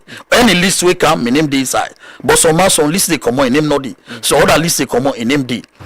But when we get to Bintu Money, Lamran, I remember after Bintu Money, you hosted me here. When we got to Bintu Money, they gave President Bio the podium. Few things that President Bio say. He said, "Bo, I know diet, man, they use my name all over saying I me send it." Not so. He said, "I don't hear." He said, "I the notice, I the read. One man they say I me send it." He said, "Bo, are they alive?" He said, "Me and I say nobody for talk for me." Oh. He said, "Me I not get me the man who at the talk to me party." Not so. He said clearly. Now Bintu Money all. He said, "I not send nobody for talk for me." So for the flag. He said me when I President Bio, he said I able talk for myself. He said I need send person for talk for me. So that statement the way President Bio make, and further for say, now this convention, and they support nobody. He said make the best person win, make the delegate check their consciences and vote the best people. We go able for administer with party on a day-to-day basis while I continue for provide political guidance and leadership. Okay. So President Bio gets a track record. If you go further now to his 75th anniversary, I be there on one program and they argue say, what he make na battle your own statement people then take out of context. Why they not take President Bio statement out of context? President Bio make statement a bond. They make statement a puja. Say, but man, I still hold this power. Man, they run, forget her. Let man they slow down, but na me hold the battle. Na me get forgive. Why they not take her out of context? Okay, Mambo, I come back to you. Let me watch this video. Credits to AYV. Yesterday, the Secretary General Umar Fofana been get an interview with him now, the State of the Nation program, and this is now waiting he been saying in reaction to waiting the chairman of the SLPPC. Secretary General Parantarawali, thank you very much for joining us, Honorable. Thank you very much. Do you understand with the frustration in that's your party members' voice and mood? He's a member of the party, and therefore he has every right to vent out issues that are not pleasing to him. But do you understand why he seems and sounds so angry? Well, probably he might have understood what the chairman said in his own way. So because of that, yes. What would you say the chairman meant by the commandment and the fact that they would take orders only from the leader of the party? Okay, so Jimmy Batilo Songa is the duly elected chairman of the SLPP, and therefore I will expect that whatever he says is a policy statement. This notwithstanding, well, probably I might say some of us as party members are taking his statement out of context, because throughout what he said, I've listened to the audio over and over again. I've not had him quote President Bio directly. So was he speaking on his own accord? Yeah, he was indeed. And would you say he was saying the correct thing? No, he wasn't saying the correct thing. So you're distancing yourself as a party from what he said? No, well, I will not say we are distancing ourselves. Sort of like that. If he said what he was saying was on his own accord. No, I will not say we are distancing ourselves, because the party has not taken an official position. But what I will say is, in as much as the chairman said what he said, he didn't quote the president directly. Do you regret that he said that? Well, he should be regretting and not me. Yeah, but he's your leader. So are you disappointed that he said what he said? He's the party chairman, and what he said probably because he knew why he was saying that. But as Secretary General, I know we have not taken a position as a party, and I will definitely let Sierra Leoneans know that President Bio will never communicate such a message to anybody. Because if Jimmy Batilo Songa knew exactly what the president said, Parantarali also knew it. Because if President Bio, as leader of the party, wants to communicate anything directly to the party, he will call the chairman and the Secretary General. And I couldn't recall that in any of our meetings with the leader, he communicated anything around him probably being the coronator of the next flag bearer. I still could recall that time without number, he has said to us that this is a party, it is democratic, and therefore the next flag bearer will be chosen by the delegates. You, President Madabio, is your party leader. Do you know whether he was disappointed when he saw this video himself? Really, I have not spoken to him. Remember, he's on holidays, so I have not spoken to him yet. But trust me, within the next 24 hours, I'll try to get onto him and to get a clearer picture. But I am convinced, and I know that he might not have said anything of such to anybody. I mean, this speech by So that's the National Secretary General of the SLPP disagreeing with within, the chairman say he doesn't agree that it's right. Well, the secretary was not disagreeing technically. What the secretary Mambo, you like technical. No, play the video back. No, what the secretary was saying, and what also the Secretary General missed a little bit. He articulated his views as if now President Bio sent Jimmy for talk with he talk. And you hear the secretary say, when President Bio want talk, send message to the party, it is sent to me and the national chairman. But in the chairman engagement to the people, he was not articulating as if now President Bio sent him. He was just interpreting the article in the constitution. So now they the Secretary General self No, but the Secretary General was talking directly on waiting the chairman say as well. No, that's what he said. That question, and he said no, it wasn't right. Now that he says, Yeah. he said that his chairman opinion, which is agreeable. Whatever the chairman say. But you are here defending waiting the chairman. I'm not defending. No, you're defending. You're saying the secretary is not explaining as you explain. You lay a premise say the chairman is saying what the constitution says. That's it. But the secretary is disagreeing. He's saying what's in the chairman saying all right. No, so I get diverse views. No. The secretary is not disagreeing with the constitution. It is with what's in the chairman saying. You are defending what's in the chairman say. Of course. So I'm not defending what's in the chairman say. I tell the public. No, I'm not defending. You don't put context from constitution. Now that's what I say. Chairman say right. You don't say context. Okay, so I'm not defending what's in the chairman say. No. I am trying to practicalize what in the chairman say for make everybody understand say when I don't take the chairman in statement out of context. Now this actually it be mean. Now that's exactly the chairman. People understand this constitution better and interpret what in the chairman say than the Secretary General. No, the Secretary General is the administrative head. Yeah, but I'm the national the constitution. You see, he should have said what the chairman said is in line with what's in there this article where you quote. So that the president provide this and this. So that not the opinion of the Secretary General. But as I say, so what you have to say now your opinion, right? No, it's not my opinion. What they say is an interpretation of the constitution being interpreted for the understanding of the layman. Take on this? No, not a word. You or the Secretary? No, or the chairman. The word where the Secretary means a little bit is that the Secretary was talking as if the president, the leader of the party, now he send Jimmy for go talk what he talk. I want you listen. No, but clarify. He say he not talk to president. No. Clarify that point. When you ask him, say waiting if he know if president is happy. No, I don't listen to the Secretary again. Abstract. I can read that. No, play the video back. Yes. No, play the video. I want you to take note of. No, I get the abstract. I can read that. I don't watch it. Answer, please play the video again.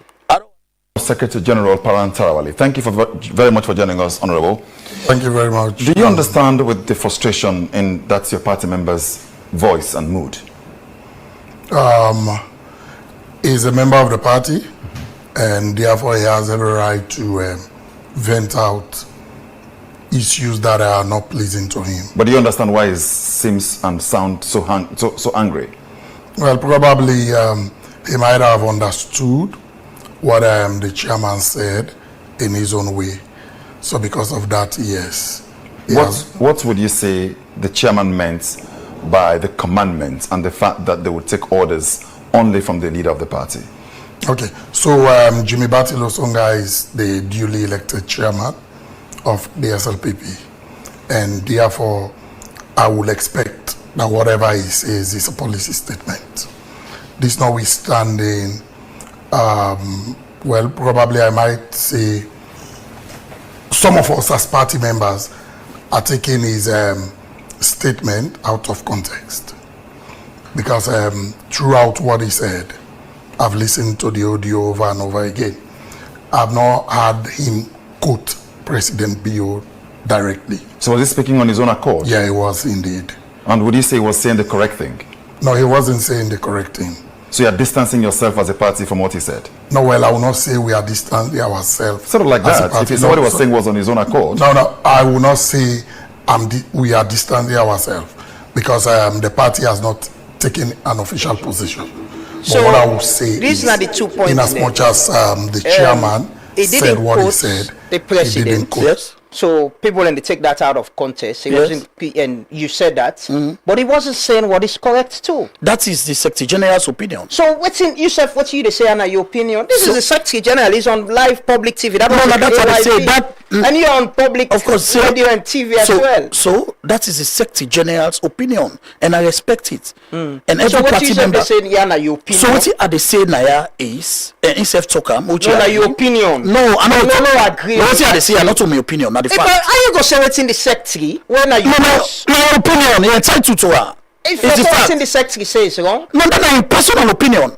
That's not the opinion of the party. But he said but he said the party doesn't have a position on this. So what do you say this in your opinion? No, I'm not stating my opinion, because I there in an official capacity. And he was there as what? As the Secretary General of the party. Isn't that an official But whatever capacity? he was saying, He was not saying it from an official capacity, and he said he said the secretary went to a public TV. Okay, well, he was introduced as secretary general of the party, and he made a statement. Let me put her into context, let you understand.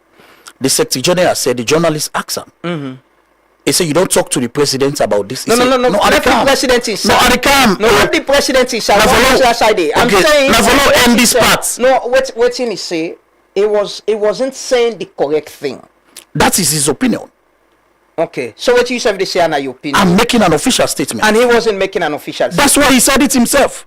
He said he has not said anything with he has not had a conversation with the president. You don't get conversation. So you're not gonna make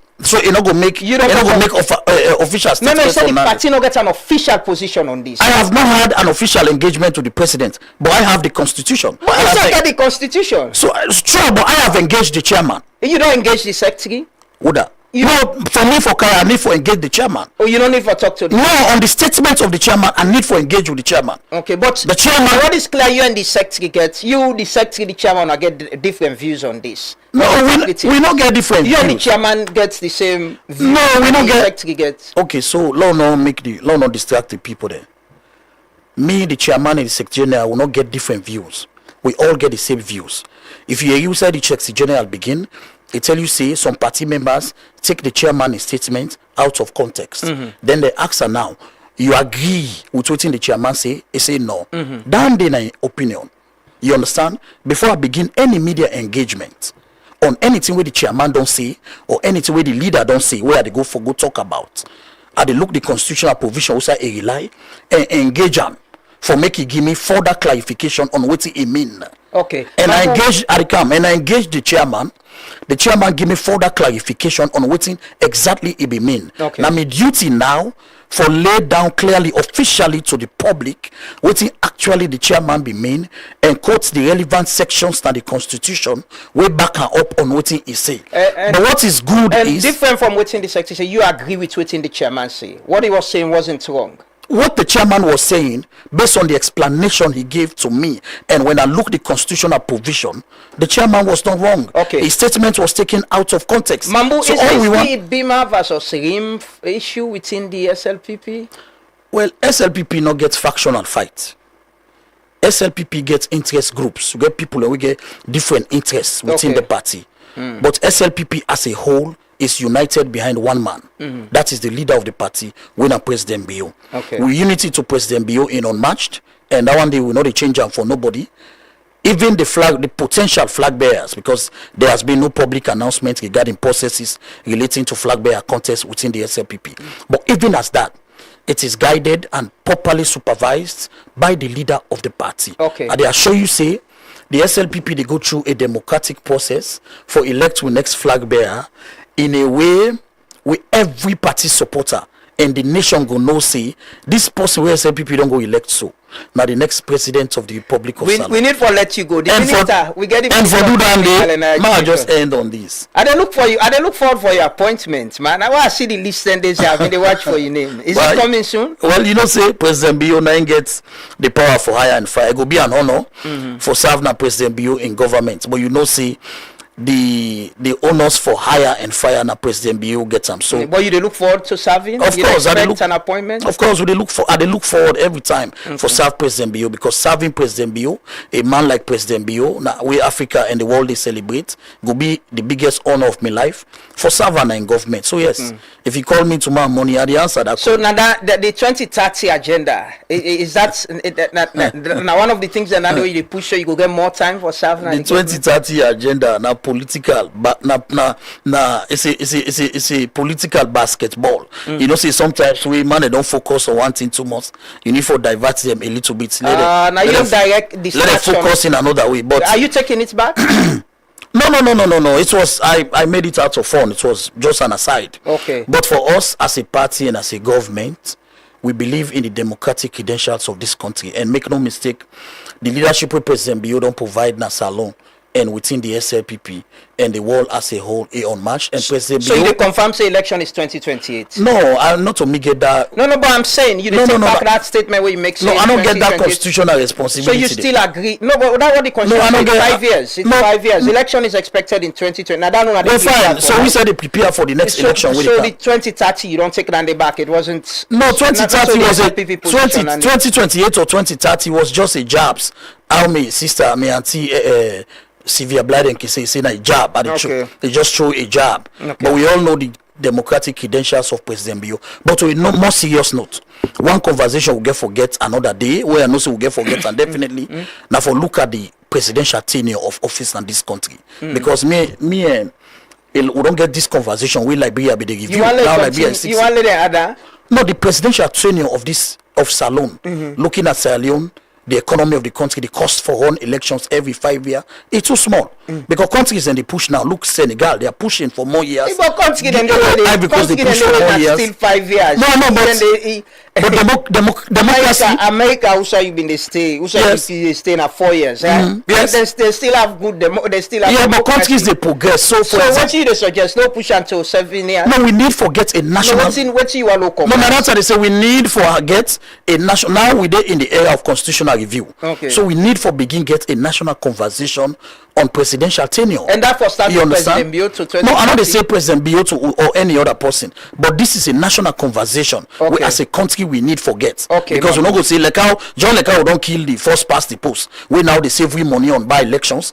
We can think big as a country for say presidential elections. Now review the constitution, make it a speak at least now to 7 years. Liberia is 6 years. Sierra Leone can be 7 years. So that we know say now when the political party is in power, the next election is going to be after every 7 years. So this is a national conversation we need for set we eye on. Sierra Leone is a big country where they think big and bold. They know we for take bold actions. So this statement where they make sure not to your opinion at the SLPP position. No, this is my opinion. Say Sierra Leone need for start forget. Now we in the era of constitutional review. Nothing no wrong for make we get conversation. Definitely, I think it's important. Any important issues in this country as a country important for more put on at the fore and get a national conversation around them and agree as a country. I wish you the very best. I look forward to seeing your name in the next list. Amen. Hopefully. Thank you so much. Take a quick commercial break. We can talk to the Minister of Technical and Higher Education next. Continue for Stay with me.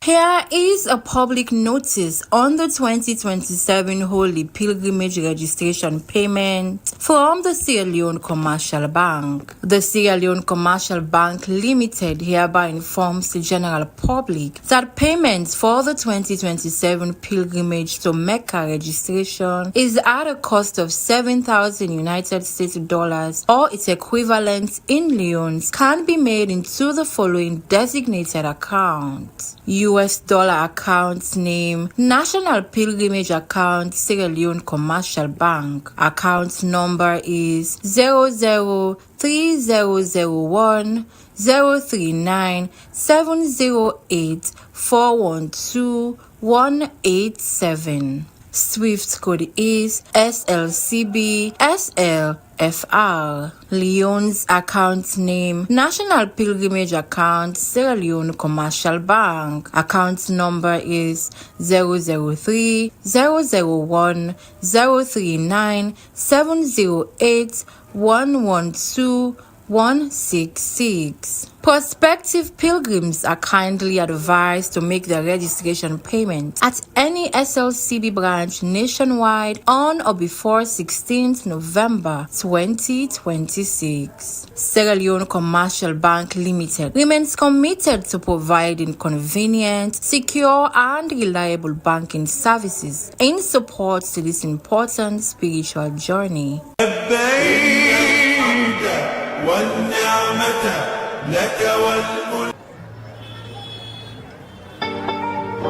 Your chance don't come.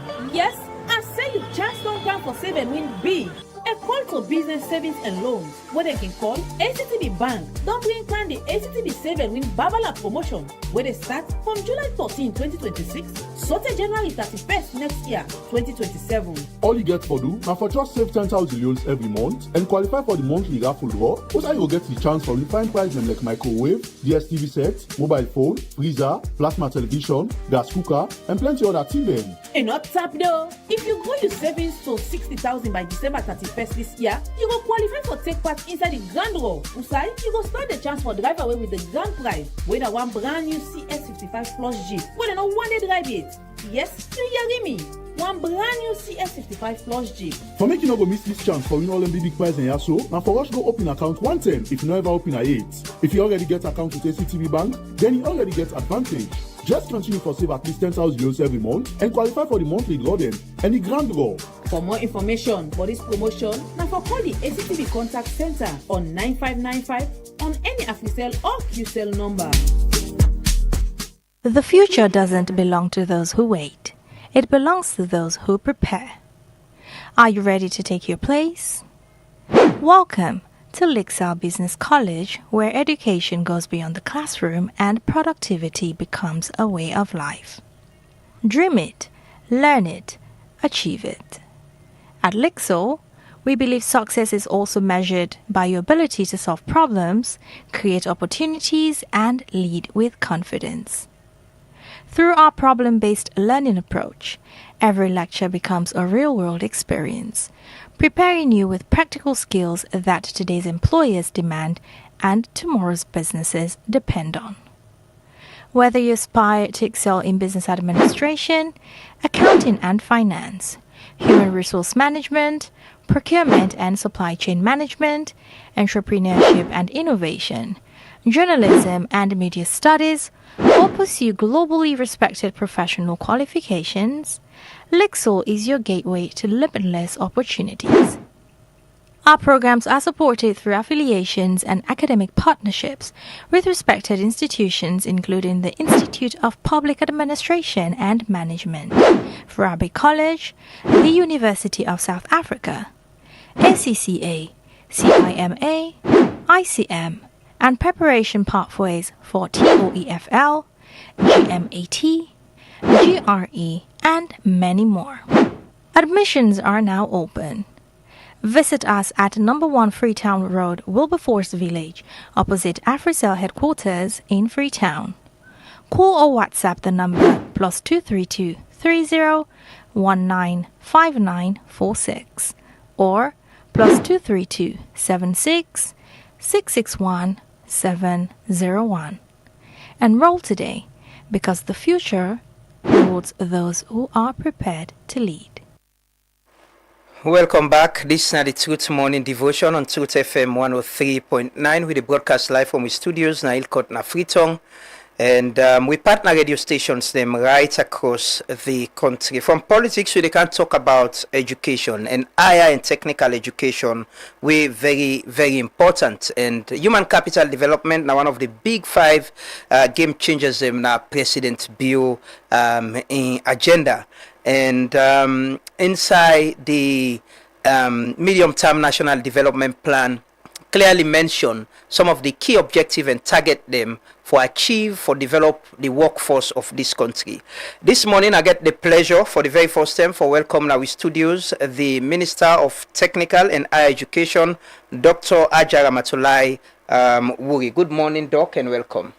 Good morning, and thank you very much for having me.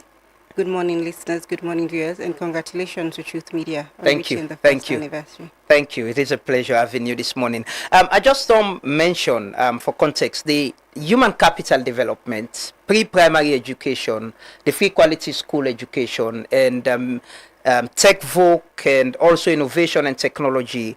Now, something we President Bill very big on, even before it came to power in 2018, and after 2018, 2023, still they talk about human capital development. Your ministry, the Ministry of Technical and Higher Education, they play a very pivotal point in that. From primary school to secondary school, now they help for build the workforce of this country. What say we they presently say, since after the president announced the big 5 changes and 3 years into his second term? Thank you very much, Mr. Ba. So, as you rightly say, His Excellency has always prioritized education. And he always get young people them at heart. He believes the young people them are the most valuable asset any country can invest in for transform the nation in a sustainable manner. And that commitment is matched with the investment we are making into the sector. We know how much we invest into the education sector.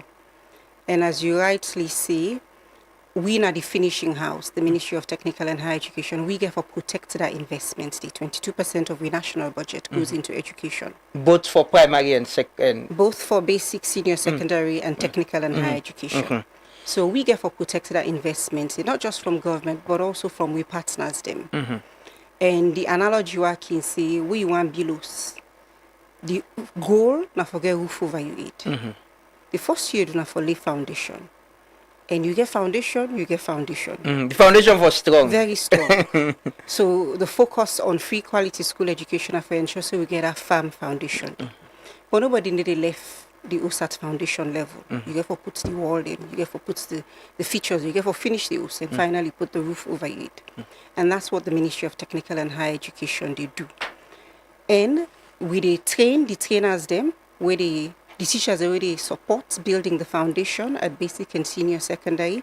And then we ensure say that foundation that we build upon them and protect that investments day and give we young people then the skills them where they need for transition into gainful and fulfilling employment, or if they want to start their own business system, help them for let them get that business background. So that's what we do within the Ministry of Technical and Higher Education. We get TVET, we get higher universities. And you ask us how we do right now. Yeah. We need to work in silos. We understand say now we na the enabler for achieve the big five. From agriculture, feed salon, right down to revamping the public sector architecture. We support, we are a critical enabler for we achieve that. So we need to work in silos, we work with the relevant ministries and we work with relevant other stakeholders then. For example, for lay young people then be able for transition into employment, you cannot afford for train them without capture the voice of the labor markets we get for absorb them. Otherwise, there's a mismatch. So that's why we make deliberate efforts for ensure say we curriculum. What we teach we young people while then they within we higher education institutions. It's demand driven. We bring industry partners them into the room and let we co-create the curriculum, because that way it is demand driven. It's a win-win. It's an equitable partnership because the industry players then will now be comfortable for say one, our voices are being valued. We perception, we views them, we inputs, it's been appreciated, and then be comforted for no. So when young person graduate, they already get the skills where they need for work and thrive within their space. Because the alternative is they will get for go outside, bring somebody for coming, pour into that person day. Sometimes pay that person day a lot more. After a few years, that person day they go with all the investment. But then if you do that with somebody local, then it is support your own business and also support in terms of expansion of your own business. So we get critical example, we get concrete examples of Dandy. Within TVET, for example, with support from UNDP, we don't develop two curriculum. One on industrial plumbing. We get strong industry partnership in the way we develop the curriculum. And the second one we currently do on electrical installation. Through a World Bank project we don't done, the skills development projects, the first phase done, we anticipate a second one. We develop a number of other curriculum them, again with industry. Last week, as part of my regular engagement with the university leadership, we emphasized the point that then for ensure the curriculum aligned to the labor market. We asked them for simple metrics. They then submit to we their records on the curriculum, where they get the programs where they offer, when last they revised that curriculum day, how much industry involvement been deep and nandy, when waiting at the strategy we then put in place for keep the partnership with the industry players them sustainable for ensure say that demand driven approach they becomes fully institutionalized within we higher education system because that's the only way we can train in a demand driven approach. But beyond Andy, it's not just about the technical skills. Somebody get for be all-rounded. You get for be an all-rounded professional. There are certain skills them way we refer to as soft skills where anybody need for be a good professional. Communication, critical thinking, financial literacy, digital literacy. We're living in the technology world. So you some higher education institutions and they already offer that, but waiting we they work on with partners them. Now for make them available on an online platform where young people and be able for access as part of the technical core subject content, but also help them for be a better professional. Even you were already there into the workforce. God willing, when we get the support from the partners already engaged, that platform will also be outward facing, meaning if you're already in the workforce, you can still go and get the as training. part of your continued professional One of the key policy actions and objective under the medium-term national development plan. You don't talk about, targeting the students or people that they going through the system, but also now for provide digital training for all lecturers, teachers to meet the demands of the fourth industrial revolution. The people they provide the training for, let themselves they up to date is very important. How much are they able for achieve that? So if I start with where you train the teachers them first, where they teach at basic and senior secondary, we get opportunity for revise the curriculum, the way they teach them within we teacher training institutions, for let them be grounded in technology. Because we can all agree, say, sometimes we picking them with students and know more about technology than we do, and we for be open for learn from them as well. We for not just say no one are we the person, we should be open to learn from them as well. So there's an opportunity for we to train them at pre-service level for ground them in technology. It's not for the trainers them, lecturers them. Some of them get some level of competency in using digital platforms. But then the universities then get the responsibility, the higher education institutions and get that responsibility for ensure say then provide that training there for their staff them.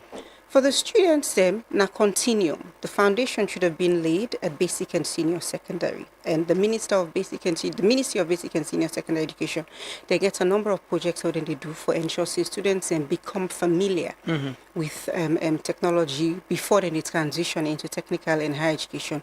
We just build upon that foundation.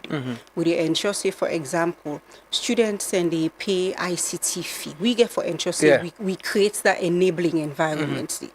Students and they pay ICT fee.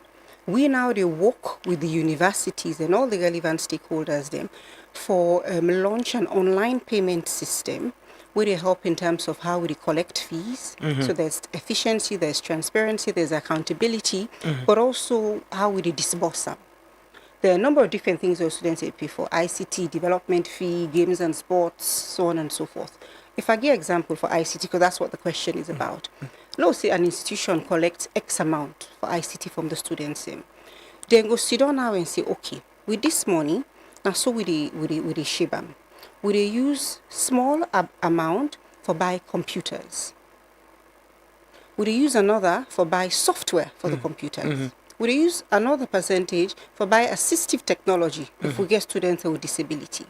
We use another amount for solarize the ICT lab or for do refurbishment if it's necessary.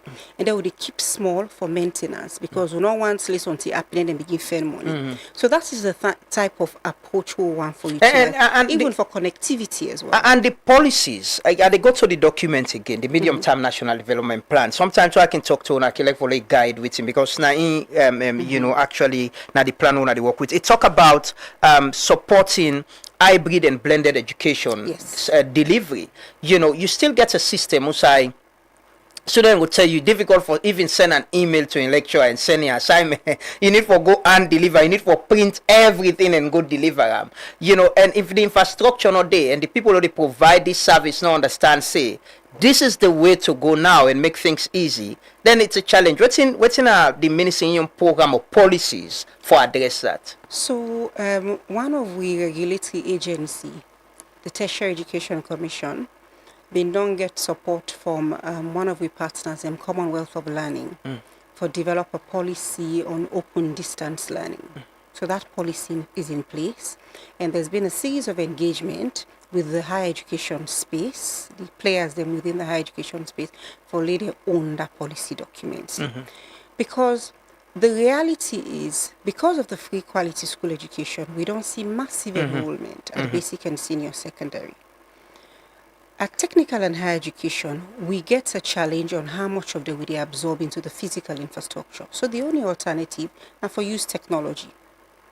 But we have to do it in a way that is suitable for we context. If you ask me my honest opinion, I'm not 100% convinced say young person we just don't do WAS or don't do the equivalent of TVET go transition into university or other higher education institution and then able to do the degree program entirely online, 100% online. I'm not convinced. That's my personal opinion. Right now, they do course online. I know the challenge, how we challenge The infrastructure. discipline. No, it's the infrastructure is one thing that I'll come to, but even the academic maturity. For only you don't, because from basic and senior secondary, you don't use you go to classroom, they teach you. For you transition now into now, you they take complete ownership of for say today that discipline, they for say today I go at the sit down and listen. I don't think we're there yet, because even me, for example, You're finding it difficult. I'm finding it difficult. I have to really, really, make myself sit down, say this course, say this on this 2 hour and listen. So the hybrid approach is one thing we definitely get for explore. But the need is great. I'll give you an example. When I assume Office 2023, 249,000 young people then take WAS exam. I'll never forget these numbers. 137,000 meets the minimum requirement for university. We universities them, public and private, 6 combined, and asked and say, how many of these can you absorb? Combined, they were not able to absorb more than 30,000 of that number. Wow. So it means 100,000 young people are made wait in the pipeline for the next admission cycle. With 70,000 meets the minimum requirement. Again, we're not able to absorb more than 20-30% of that number. So we're always playing, the system will always be clogged. But then again, there are a lot of things that you can say we can think of for address that problem. Students say now, they opt for the academic route. Of their numbers, they know they take the WAS. Quite a number of them can opt for TVET. For do the equivalent of TVET at SS level.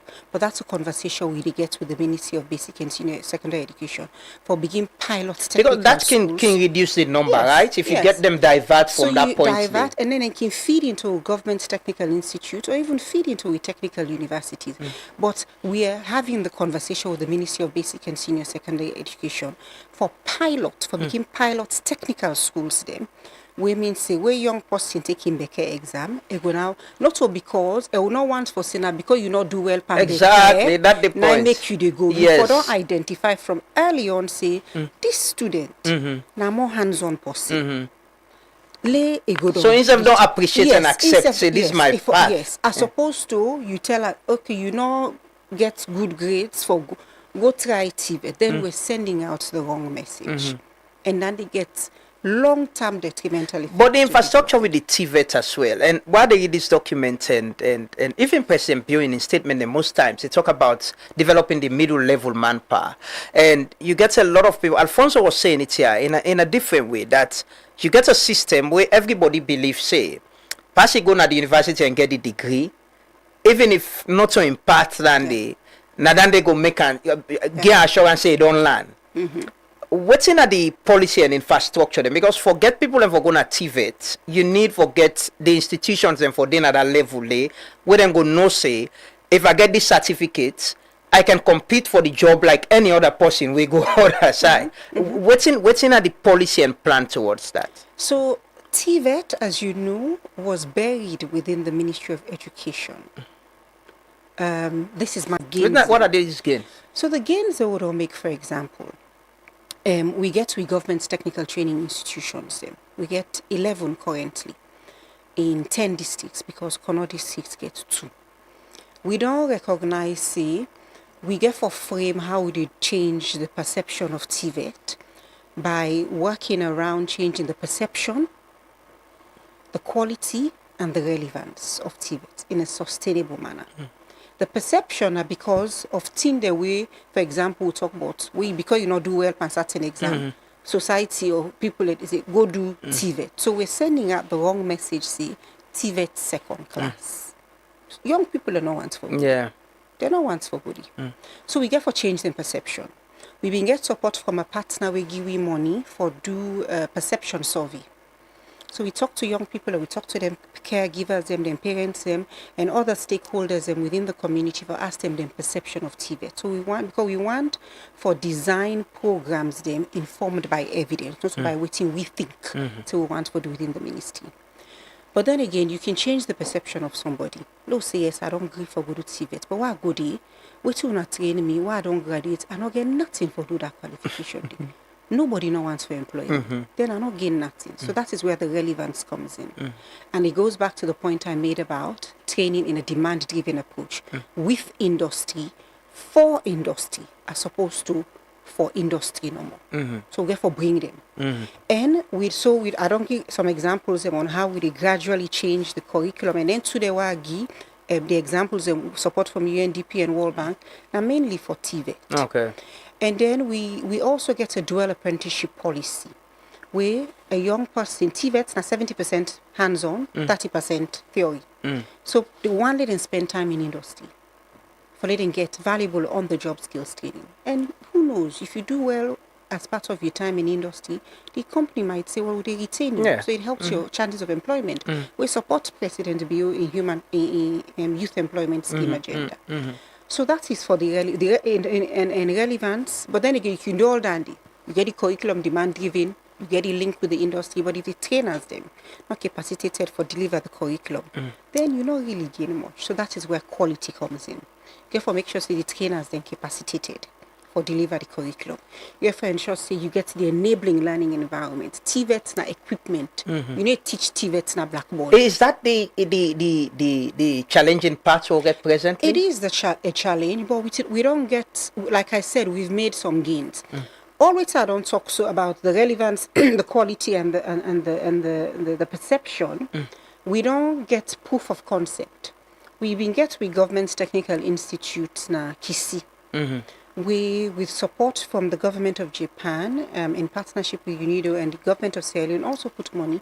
We don't transform them into a center of excellence for automotive training. And we don't change they help for change the perception of TVET, because if you go there, state-of-the-art equipment, now we get it. In terms of the relevance, the curriculum will be developed with industry. There's strong industry partnership.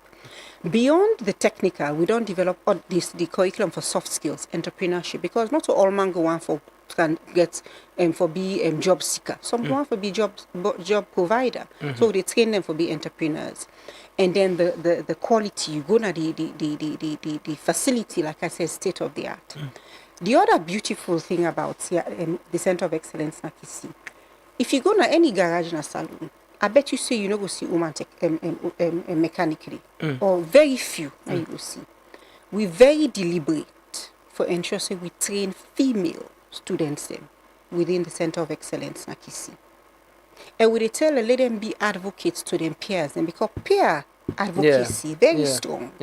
So they tell them now, say, what you don't see us, so go tell your company, you other young women them in the community, for say this kind of outfits there, when I can't get the skills there. Because one for change the narrative for say automotive sector, it should not be male dominated. But we get women there. Yeah, but you mentioned, the secondary school aspect of it.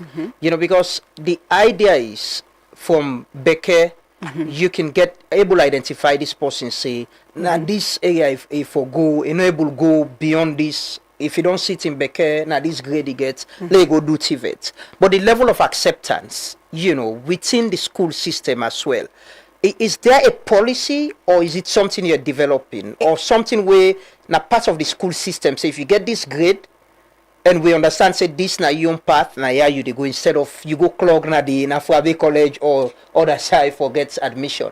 So that is mainly the Ministry of Basic and Senior Secondary Education if they get policy at that level. But having said that, we do not work in silos. Now, one sector, two ministries, and a continuum. But what I do know, me and the Minister of Basic, we don't get a number of conversation on how we can create this pipeline of students and from basics education for transition into technical education. How do we revive technical schools? And we get potential projects we for CAM, we go make a pilot 10 technical schools across the nation. But what we also they think, for example, when we been in school at the Annie Walsh, I do clothing and textile. Everybody need for learn a skill. Not because you they go on the TVET, everybody need for learn skill. So how about we consider, say we did between GSS1 and GSS3, all man do one skill. You say Albert Academy, woodwork. Woodwork, I believe. Other schools, they do something. So all man learn a skill. And then when you don't reach GSS3, you as a young person, you teacher, they back for guide you, or say you are more hands-on. And it opts for go down the equivalent of SS1, but for TVET. So it means you go SS1, but for TVET, still you go SS3 for TVET, but you need to take the WAS exam. You need take the equivalent of the WAS exam. For the TVET. But it's other thing they will need for put in place. Because now if you look the entry requirement for TVET institutions and for universities, now what's then they ask for? So we still have to recognize it, we need for address that. We still have to recognize that. I think that is important. Absolutely. So it go address the number of people we get for where they wait, they on waiting list. Where some man sometimes you can just go doing TVET course and you know transition into the world of work and support the socio-economic development, because you do some things where they contribute towards your country development. One of the things I don't they follow where una they do now, how una they get the universities them for upgrade, for improve on the efficiency, accountability issue as well, and for meet up with time. Get exams the right term, graduation the right term, and hand over certificate to student them the right term. How that they work out with the number of universities they more get. So because you don't get a time, IPAM go get the new exam at this time, FBC get the at this time, Unimac, Jala go get the this other time. How you they bring the university, the administration and together for able to achieve this? So what we believe within the Ministry of Technical and Higher Education are collective responsibility. We believe in co-creating solutions because the alternative now for talk about the problem no more. And some of these problems, they're historic. If we want to be honest, they're historic. So we can either talk about them, or we bring the relevant stakeholders into the room and co-create solutions that we all go own and implement. And then they go support translating whatever policy documents come out of Dundee into action. Because we don't want for do all that work, then the policy just becomes something we're not on paper. We put on a shelf, they gather dust. So since I assume office, we get regular meetings with the leadership of the universities, both public and private universities, and we relate to agencies then for see how we can, and from them meetings then there's certain challenges that will come up, and they will try for turn them into opportunities then for improve the efficiency and accountability and change the narrative for the higher education sector.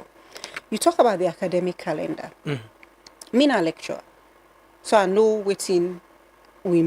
how important it is for start on time and complete on time. We don't get a number of shocks them in the past. Ebola, they affect the academic year. COVID, we affect the academic year. We've been struggling for normalizing. So what we don't agree within the ministry with all the relevant stakeholders, we don't develop a policy for the academic year where we don't get framework for say you start this term. But before you start slow, say October. We go for break December. You know what for do within that time frame. When you how the number of weeks for teach. When you do continuous assessment. when you dey do examination, when una for do board of examiners meet, when una for submit grades, for the academic year, when students and we get reference for do reference exams, when then they for be completed. So we do that day in collaboration with the academic leadership. So nobody knows, say then we just impose them on them. This is now from a real challenge the public is aware of, and we come up with a policy for address them. And we get a monitoring framework where we regulate the agency TC and then go guide and then go do that monitoring and evaluation component. Yes, we anticipate teething problems in the beginning for any new team, but we're there to provide support. We encourage intra-level collaboration between the universities, meaning if institution A, they do well in a certain area, other institution they struggle, we're not talk to us and find out what you can learn from each other. That's what we're supporting. Because like you always say, if one person succeed, we all don't succeed. If one person fail, now we all don't fail. Yeah, okay. So that sense of so the acceptance or the willingness for able to achieve this is there. It's there. Another example, we again can affect the academic year admissions. Yeah. The Universities Act of 2021, where I inherit, make mention of having a centralized admission secretariat. When I come into office, we take it into cabinet. It's been approved. And the way we don't do now for the centralized admission. So currently, universities they do their own admissions. And I have to commend them, but it gets some challenges then because certain things they will not get control over. When WASC result will be published. So there's always chaos, there's a little bit of challenge at the beginning of the academic year, especially for the incoming students. They need to always start on time because the results, WASC results, they come out, we'll not get control over that, and then we get to do all the admissions, complete the processes. So with the approval from cabinet, we say, okay, we need to reinvent the wheel. We get other institutions, other countries that we don't do this. We reach out to my counterparts in Nigeria, then get the JAM board, Joint Admissions and Matriculation Board. And that's what a component of what they do in admissions. And they've been doing this for years. So all the universities, they get one? So that is what we're working towards. Forget one centralized admission secretariat where they within the Ministry of Technical and Higher Education. But when they work in silo, we work with the admissions You're taking the power from them? We're not taking the power from them. So this is something, as I said, was agreed. It's in the Universities Act of 2021. And the Universities Act of 2021 was developed with the industry, the university leadership. So everybody accepts it was necessary for the decentralized admissions. What we do now, post-cabinet approval, now for ensure, say, we learn from best practice in a country we get similar context to Leone and see what we can adapt to Sierra Leone. We don't reach out to Nigeria as I say. They accept it, they're willing for support. They come. There was a time early this year we developed we've been get a one-day workshop where we invite both public and private universities and other stakeholders, including WAEC, NATSCA, NCRA, because we need all the critical players. They think now so you apply with your NIN number. We need NATSCA because we need connectivity. We need WAEC for because of the WASC result. We even not begin thinking, maybe we can explore starting the admissions process with the students, the SS2. Because SS student, they do continuous assessment. So you don't get a sense of, and it give you an indication of how the student go fare. The progress. So we can start the admission cycle in SS2. Then can apply, you get a conditional offer based on the continuous assessment performance. When the WASC results come out SS3, even if it comes out in a way where it is just before the academic year, now automatic process, the conditional offers if you get this aggregate. So we need also technology for help with.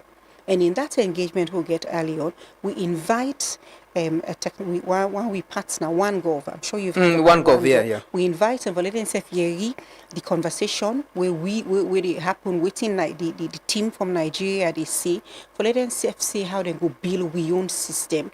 We get what they call interoperability. We will hopefully link to the WAEC system, so everything is automatic. So once all thing you don't do us exam, you don't get a conditional offer, your results don't come out, a send message to you say you've been accepted based on your result or not. Every year the number, of people really come from WASC for get admission at the university, they increase. With the free quality education, enrollment increasing, it's increasing. You think we need more university, or we have enough more infrastructure we need na the existing universities? So based on the data we don't observe over the last 2 years, as I mentioned, 2023, 137,000 meets the minimum requirement for university. The next year, 70,000 they meet. And I think now that because of a policy with the Ministry of Basic, way before government, people in the government, they support people for SITWAS exam more than continuously, once. But now, we now want to know more. Then they don't, I think that then they don't make the number don't reduce. I think we can never say no to having more universities. Because what do we want? Now forget equity in terms of access. Currently, Seth, we work again, it's already in the Universities Act for the Northwest region. They not get a university there. Every other region gets a university. But the Universities Act they already approved the Ahmed Tijan Kaba University of Science, Education and Technology. Na the Northwest. Na the Northwest. Put local. I can get me Northwest and me Northeast. Put local actually. Because Makeni to Konona Northeast. So that would be the Potloko campus of Anes Bayekoma University will be transformed into a university.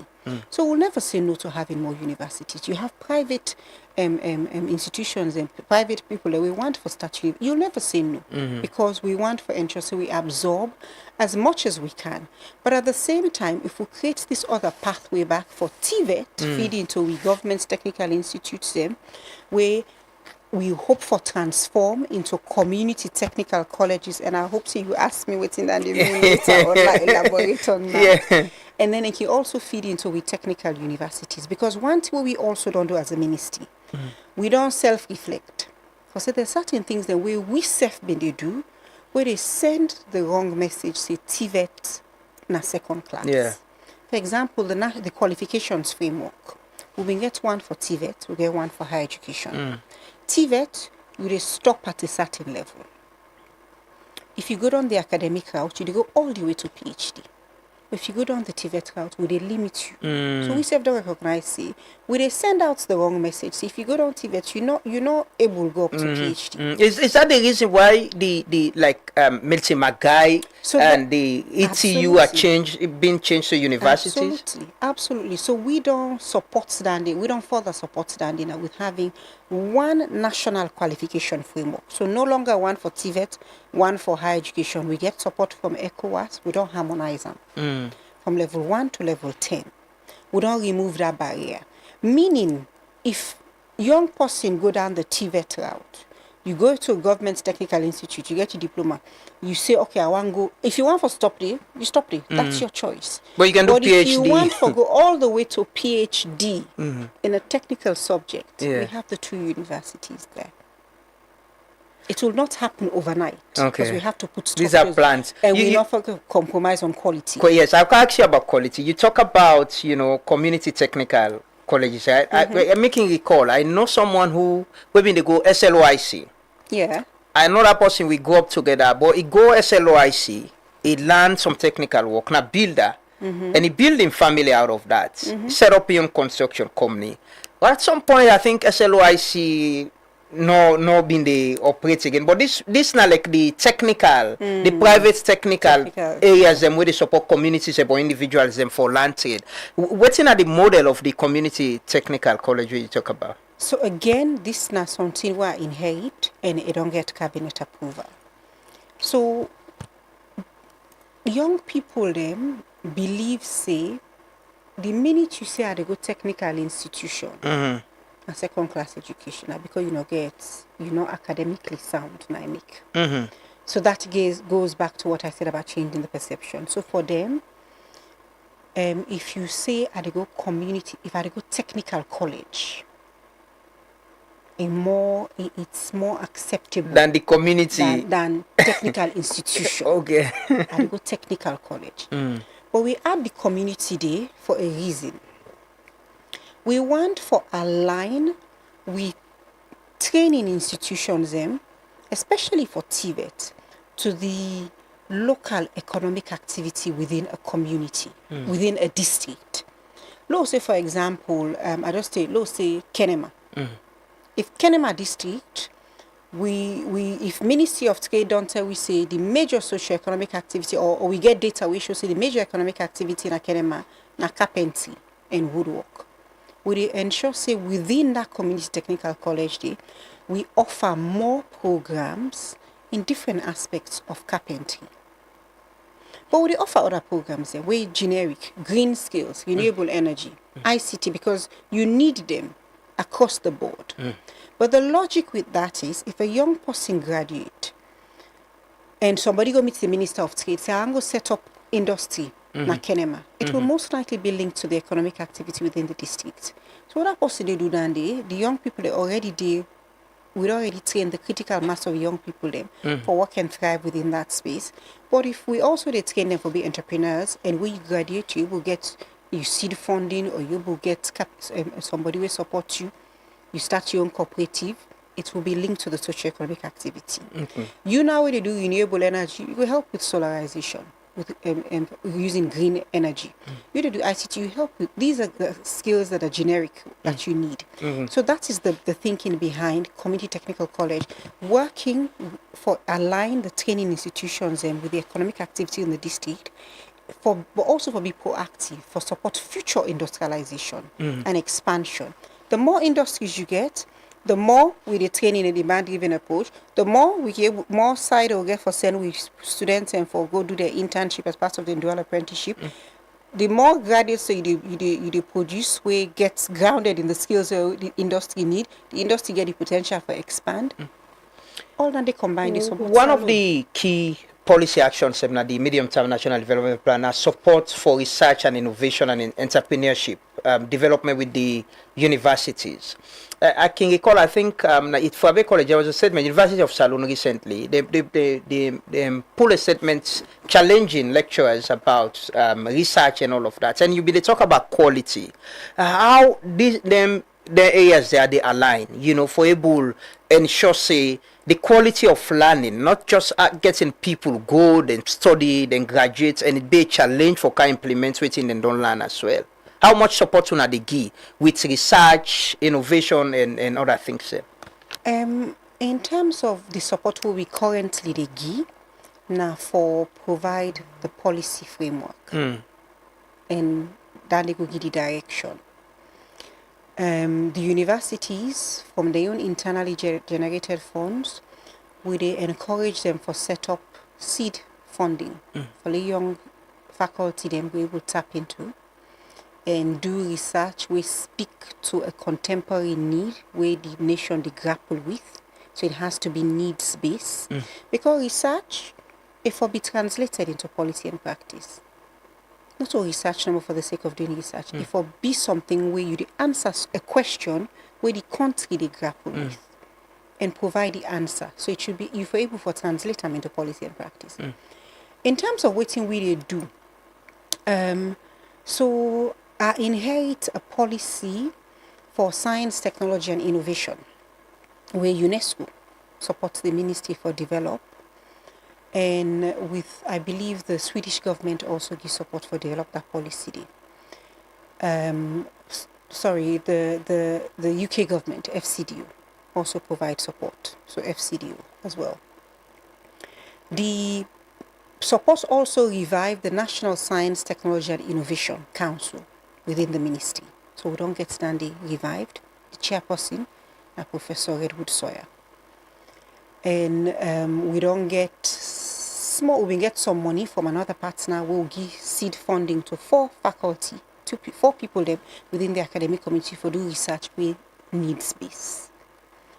Building up upon that, we also reach out to UNESCO for giving additional support for develop a national research and innovation policy building upon the national, the science, technology and innovation policy.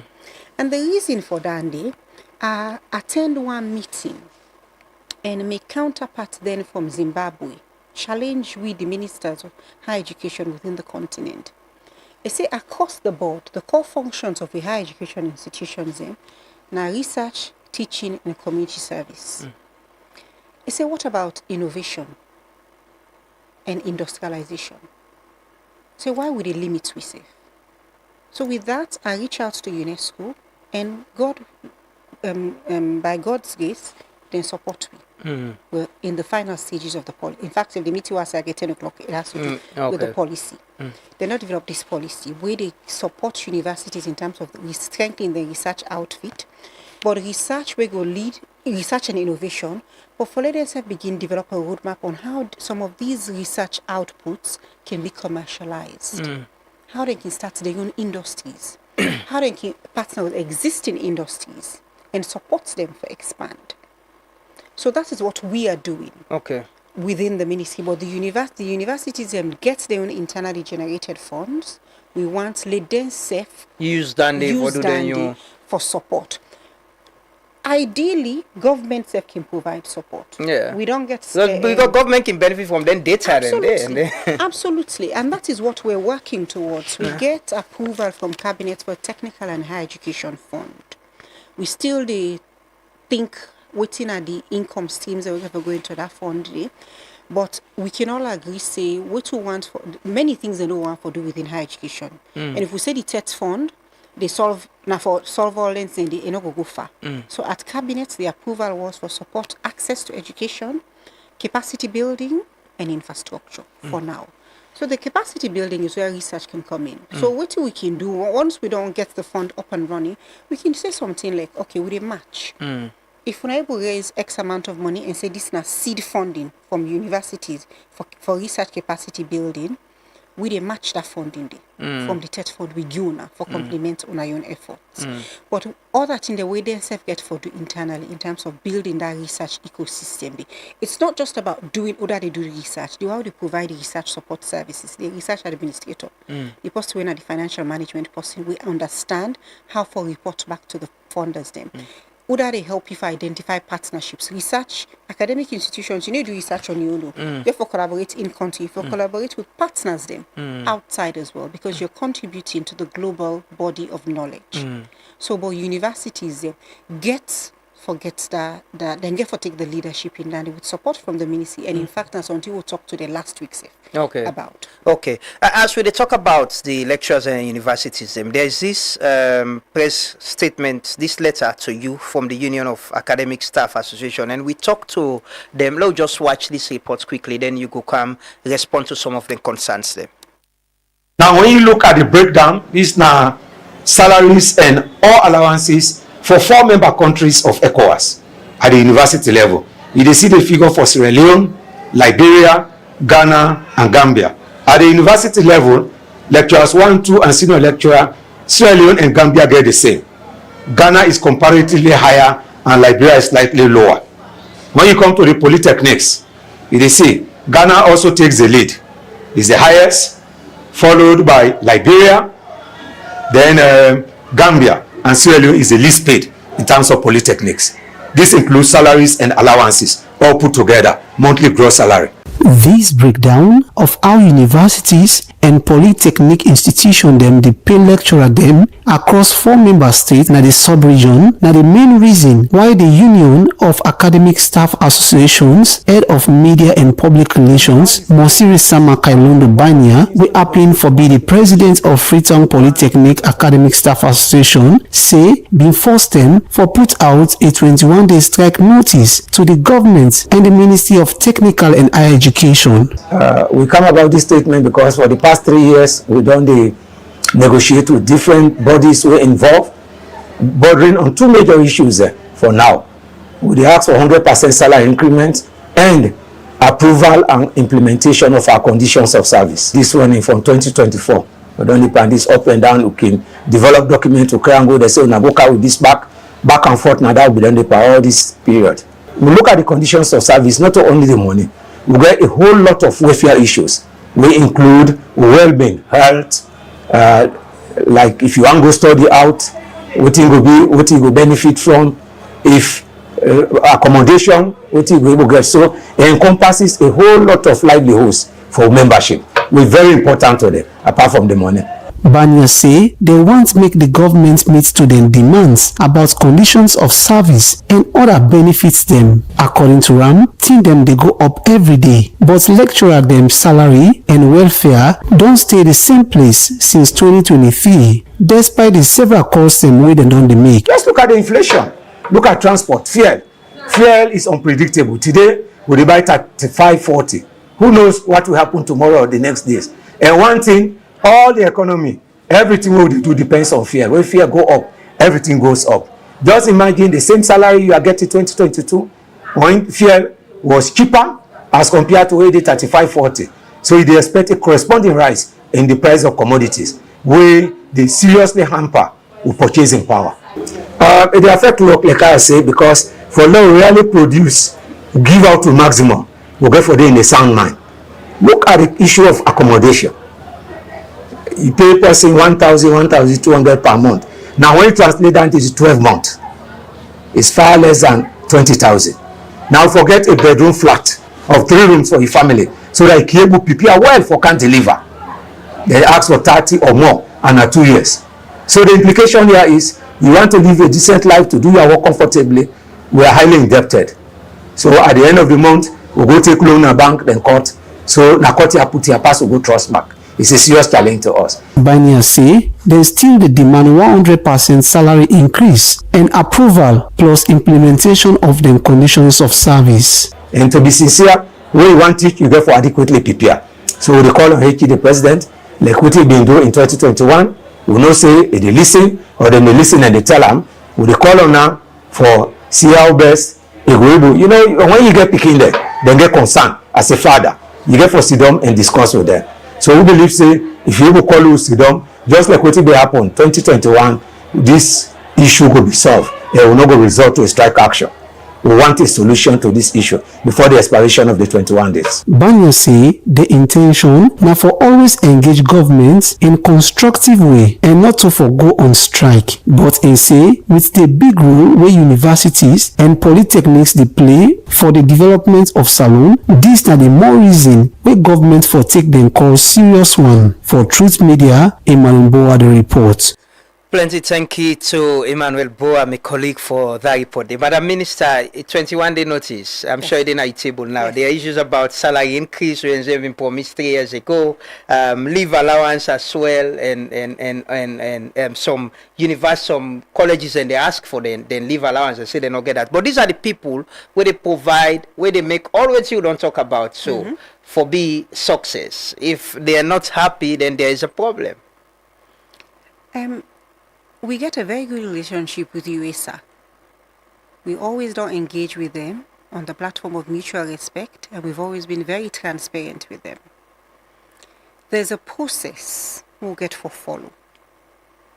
They all get for negotiate with their individual courts for develop their own conditions of service, because not to the ministry employed them. They were employed by the university courts, so the courts are the employing authorities. Therefore, negotiate with them, court them, send the document to the Tertiary Education Commission through the Ministry for Harmonization. So that process they've been take some time.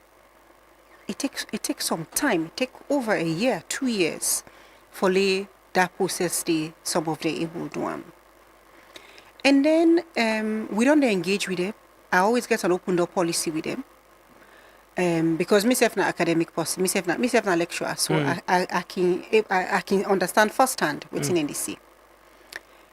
The recent engagements we don't get, we draw their attention to what's in the law say about udana the legal authority for negotiate salary, and it's the Wages and Compensation Commission.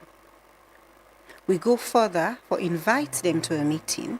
We say Wages and Compensation Day, representative from the Ministry of Finance Day, and the university, the Union of Academic Staff. We discuss. transparently. And one of the action points now for say them if we go now, go get meeting with WCC, the wages and compensation, and then have they expect for a back from them.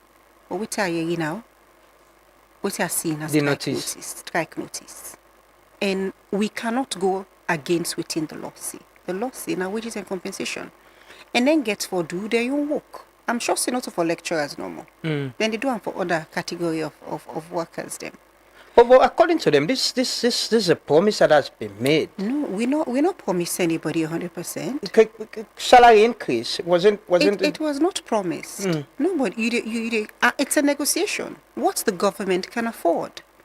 So as it is, the government can't afford that. That's a question for the Ministry of Finance.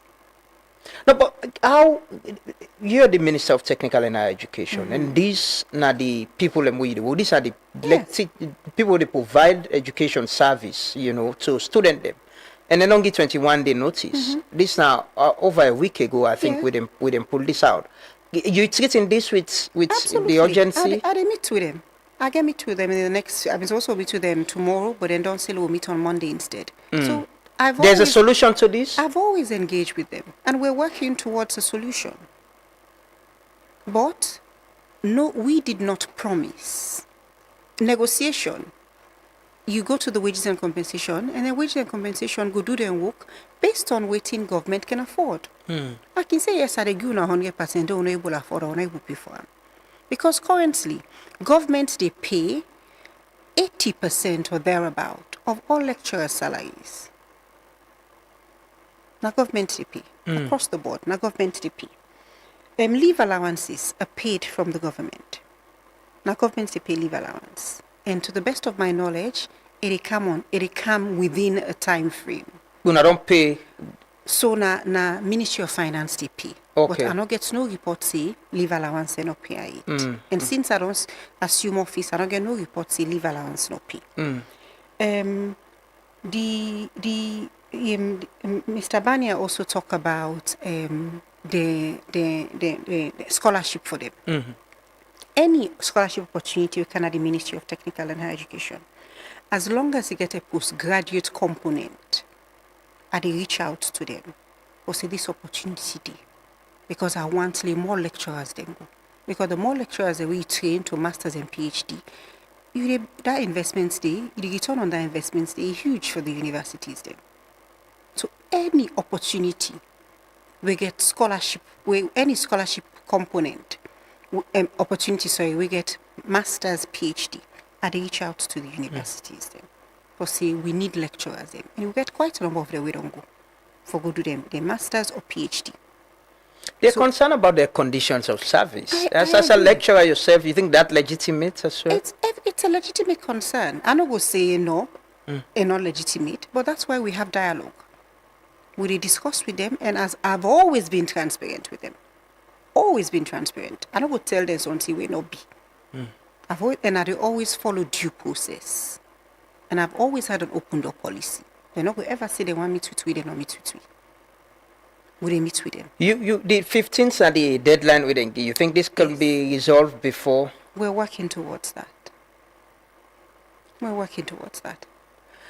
Quickly, Madam Minister, I've been asking you about quality. I listened to you yesterday in the town hall with the Ministry of Civic Education organized. There's this issue about examination malpractice. Sadly, we get cases of primary school now safe. Go to senior secondary school. And the Minister of Information was even saying, we'll not forget the tertiary and technical level of this. What's in the ministry they do? The Anti-Corruption Commissioner actually called them a pandemic. He's seriously concerned about it. Clearly, everybody need for collaborate for address this. What's in the ministry in plan for address issue like this? So, like I said yesterday, it is a concern.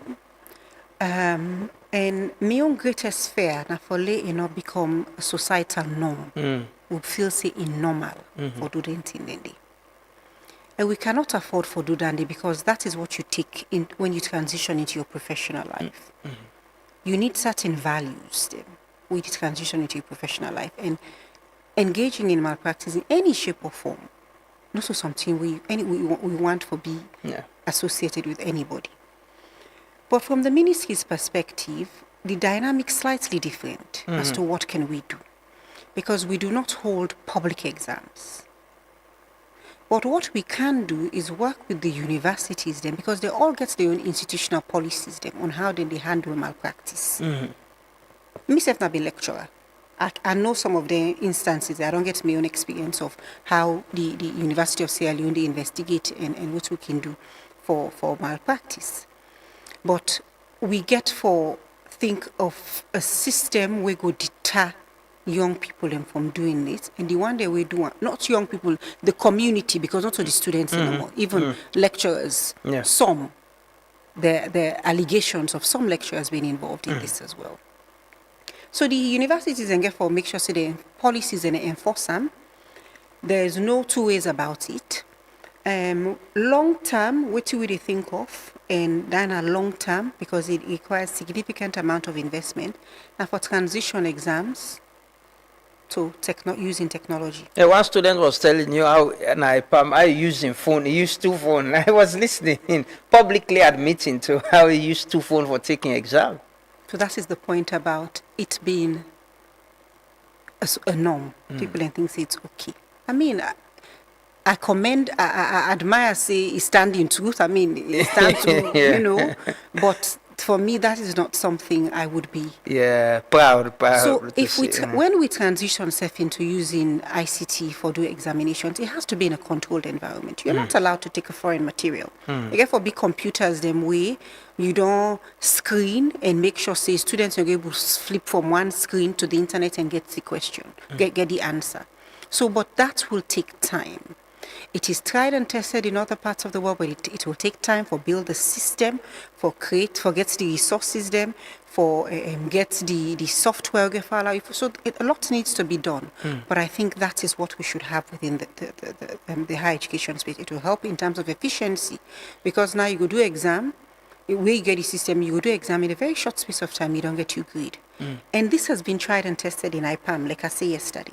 Tried and tested in IPAM, so we know we don't get proof of concept. It can work. I could just scale them up. But I mean, so in this environment, there are a lot of controversial issues. One was a USL Court Research Subcommittee investigation report where we come out with the ACC. There was this back and forth reaction. Your name was in it as well. And also the Milty Magai Technical University issue that is ongoing presently. Tertiary Education Commission, we see there is issue there. The Eric Bingefor resign and all of that. I think this is not the first opportunity I get for ask you on some of the issues there. What's in your reaction? We could start with the university, the ACC investigation issue first. Okay. The university court at the time, there was a time where we've been getting some back and forth with the University of Sierra Leone court, and we were not making any progress. And the issue had to be with something there with the University Act say on how to appoint somebody. We need to start not to substantive position, the poor vice chancellor. But that, what was prescribed in the act was not followed. So when that came to our attention, because the head of the institution then was given another appointment, the way we made it work, the one that we know me can attest to this, I consult. I reached out to the chairman of the court. We discuss, and then we agree on a way forward.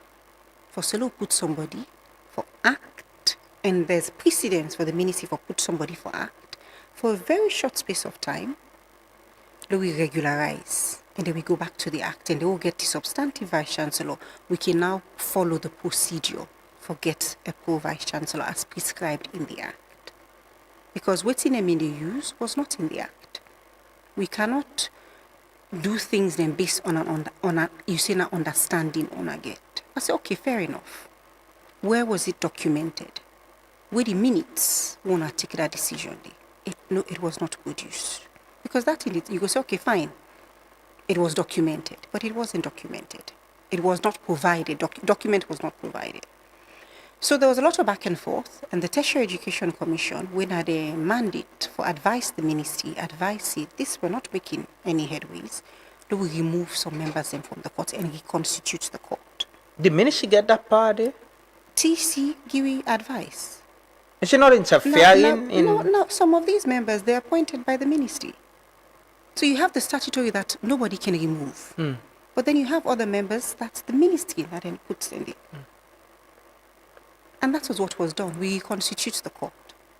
In that process, there's the university say for looking into financial and administrative lapses. Credible professor was brought in for lead that investigation. It came up with a report. The courts decide, say, they then dig deeper and set up subcommittees where they look into the sub-headings within the major report for find out more information. Then self do their work, then come with the same finding. We look at them from a ministry perspective, say, we can use this for strengthening the system. Because all my people are going to make say, I think through the system's length, strengthen the system. People can come and go. But you strengthen the system, then it will stand the test of time. In doing that, nobody not name names. Nobody not say this person is guilty, this person not guilty. Nobody not go to ACC. We not go give reports to ACC. ACC now they ask for the report. And it was provided to them. We don't say only they give them. They asked the university, it was provided to them. And then give their own findings, which is fine. Their recommendations. That is fine. It's for the university to decide what to do with that. But in that document, I was also mentioned in that document. Yeah. And at this time, the third term why they make this clarification. Then state say me move research project from College of Medicine, Commerce, into a private institution. People even go further for say me move from into a private firm. I do not have a private research institution. And the ACC report even say I do am while I be minister. Like for say abuse me office. It did not happen while I was minister. Have you got them to clarify? That's a public document. It was not done while I was minister. And there was a reason. I not just grab, say, today I move project. Those people who work with me in Commerce know the level of commitment we are putting into my research work. Not just for me, but for training other people in research capacity building for the institution. But also how for ensure say where we publish. Sierra Leone is there. We self they contribute to the body of knowledge. And I worked very hard for that. The reason why we decide, not me, it was decided. The lead institution was involved, international partner was involved, the funder was involved. Because certain things they happened during that time. This was before I became minister. When I implement the project, this was at the halfway mark. It was a 6-year project. For 3 years, it was very difficult for I implement the project. And when I give money for the project, what's in the funder want the output? Only you contribute, so you publish and contribute to the body of knowledge. But before you publish, you forget your team in place, you forget your structure in place, for you able to generate the evidence and do them. But then I was facing so many roadblocks. Anything I wanted with was like trying to get blood from stone. So with that being said, you risk say you're not going to done the project. And if you don't done the project, like I said earlier about research, we asked about research, partnership in research is very important. Not only at country level, but international partners. If we're not done well with the project in question, it affect or get the potential for affect with partnership with all the universities that we work with, international partners. So a decision was made for saying, let we move from to a local research institution where all the roadblocks here will be removed and then we get to the finish line. The Novation Agreement, when you sign for say, I don't agree for the project move. It was dated June 2023, 11th of June. This is if the records, the documents. That was before your appointment? 11th of June 2020. That's the date on the agreement. I was appointed 10th of July 2023. But before the agreements then drafted by the lead institution in the UK, conversations may not happen.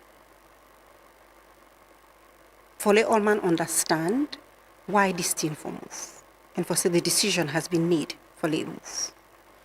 Eventually, the university signed, the then leadership signed the document in November of 2023. But by that time, I didn't work on the project anymore. I need to work on the project anymore. So that is... The SEC not talk to you for make all this clarification? You will have to invite them. No, I've invited them here, and they then stand by waiting and say. I remember the university pulled a statement raising concerns on some of the issues. I think the only person I not be able to talk to on that conversation there was you. I had the university, ACC, and one of the parties in IR. And I'm shocked a bit that you're clarifying this, and then at that document day, you don't reach out to the ACC for clarify the issue there? Well, of course, I don't flag up to them.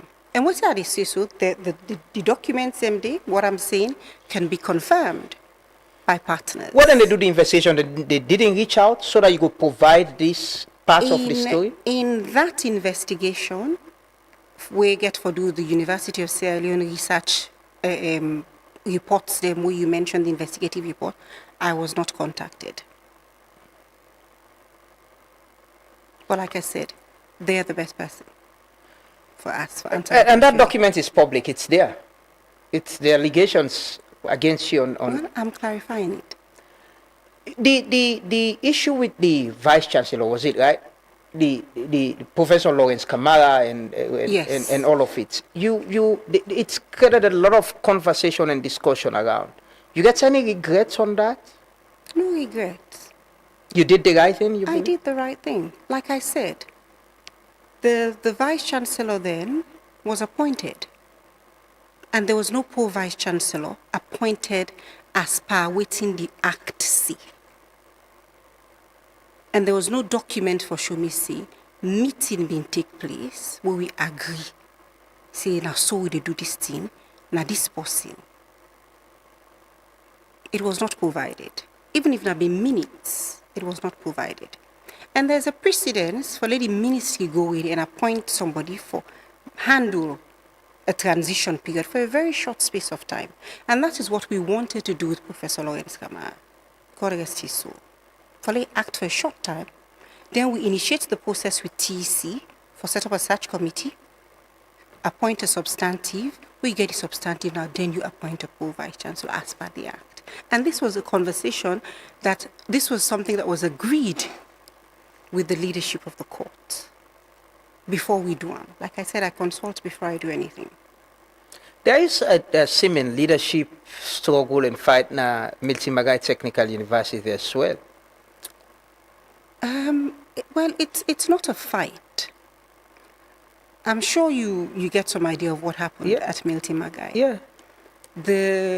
You mentioned we two technical universities, Eastern Technical University, Milton Magai Technical University. They were polytechnics. President Bio transitioned them into technical universities.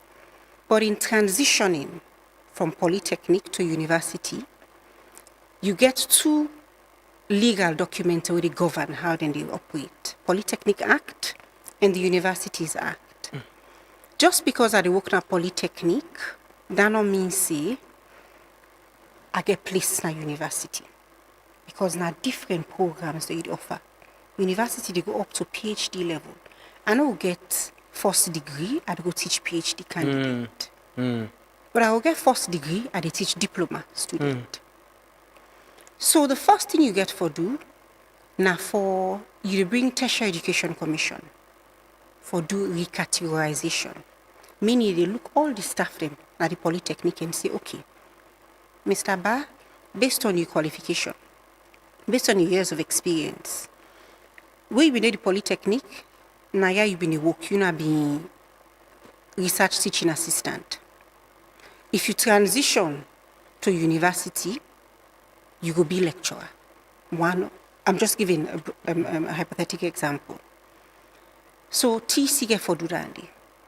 And you get for also cut ties with them. You severance benefits, you pay them.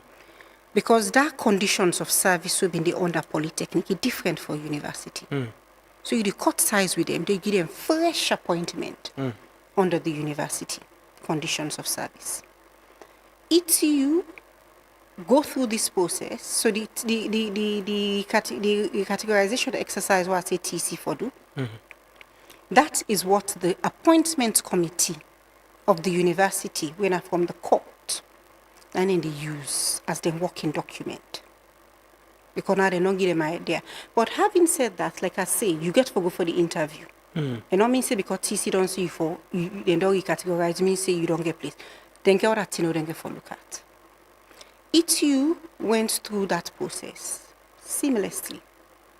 There was no need for us to get involved. With Milton Magai, we can get complaints on social media. People in the complaint say they're being disadvantaged. We're being disadvantaged. The same group of people, we're being disadvantaged. And like I said, we always consult. I threw it back to the administration, to the leadership. I say, I not like for the see all 10 Milton Magai in a media, social media or print media in a negative light. Address this issue. It continued until some of the staff them involved, then kind of the ministry then protest with placards and everything. So I called some of them come in, handful of them. I say, lie you with happen. They explained to me, say, they're being disadvantaged. Interviews are being conducted where they're not aware of, or they believe, say, the balls are in motion for later not transition into the university. So I said, okay. I took it back to the leadership. And then I even take them a step further. I said, okay, then we get a meeting. No talk transparent one. Let's explain the process. We organized big meeting at Godrich campus. I invited all the academic staff, my leadership team from the ministry, the leadership of the university, and the academic staff, and we talk. I explained, give them the process. Like what's happening, I even encourage them, say, if we're not the first challenge, when I reach out to ETU, no, we know what's happen. I even manage expectations in that meeting for say, no assume say because you don't know the institution for so long, because that was an assumption. Means the transition. Yes, I manage expectation. And then we left. I even tell them, see, but all this, if you don't apply, then we will not consider you. We left. Interviews were conducted. In fact, I even reached out to the Vice Chancellor then because I've still been getting complaints, say, oh, they're not interviewing. I reached out, say, please organize another interview for the YR, so we left out. They interviewed them. Then we can now see about 132 academic staff names were not included. They were not given appointment because they go through, we don't do the interview, you can't go to the court and all of that. They were not given. And at the same group of people then, we don't complain. So I say, okay, let me look into this personally. I ask for the raw data from the interview record. So we go, wait in the interview, waiting they write, the paper where they write. I ask for that. I said I get the interview records. Not because I wanted to be nosy, not because I not been got that thing for do, but because this was already in the public domain. I not been want the boss my boss then call me, waiting they happen. I say I don't know. I want for why they talk like say Miss FCM from an everyday Mrs. FCM with me own eye, due process was followed. And recruitment should be a very transparent process. Should be, there should be no other way about it. I asked for the raw data. I was given a word process document sent to me via email. I read, in fact, I read the document, and certain things there more I see, it does not make sense to me. I say, okay, let's see the raw data. Because the raw data informs the word process document. Waiting they write, waiting the interview committee, appointment committee write. Now you did type. It took a while for I get that document. A lot of calls, a lot of emails, back and forth. Eventually, in December, I get the doc just before they go for Christmas. I get the raw data. That's okay. Let I watch them. I took it home, and I look at them. And unfortunately, what I discover has no place in academia. You get certain people them we affected. They interview them. You they see say somebody they write recommended, and then somebody else take pen and write not in front of the recommended. It was visible because in a different handwriting, the position of the not is so clear. Say somebody tamp, and that's forgery, academic forgery. It has no place in academia. Not in a process that should be transparent. Not in institutions. So certain people were being victimized. What I discovered, I made it should tell you so now. And then even beyond that, I can find out, see, when you look the raw data in the word process document, the comments say where they write now the raw data. I can recommended, one or two sentences them. Nothing where I've been saying I've seen at the word process document we alarming, was not in the records, in the raw data. So you begin to wonder what informed the word process document, and why was there a delay in me receiving the raw data? So I didn't say anything. I write my own report. I do analysis. I write my own report.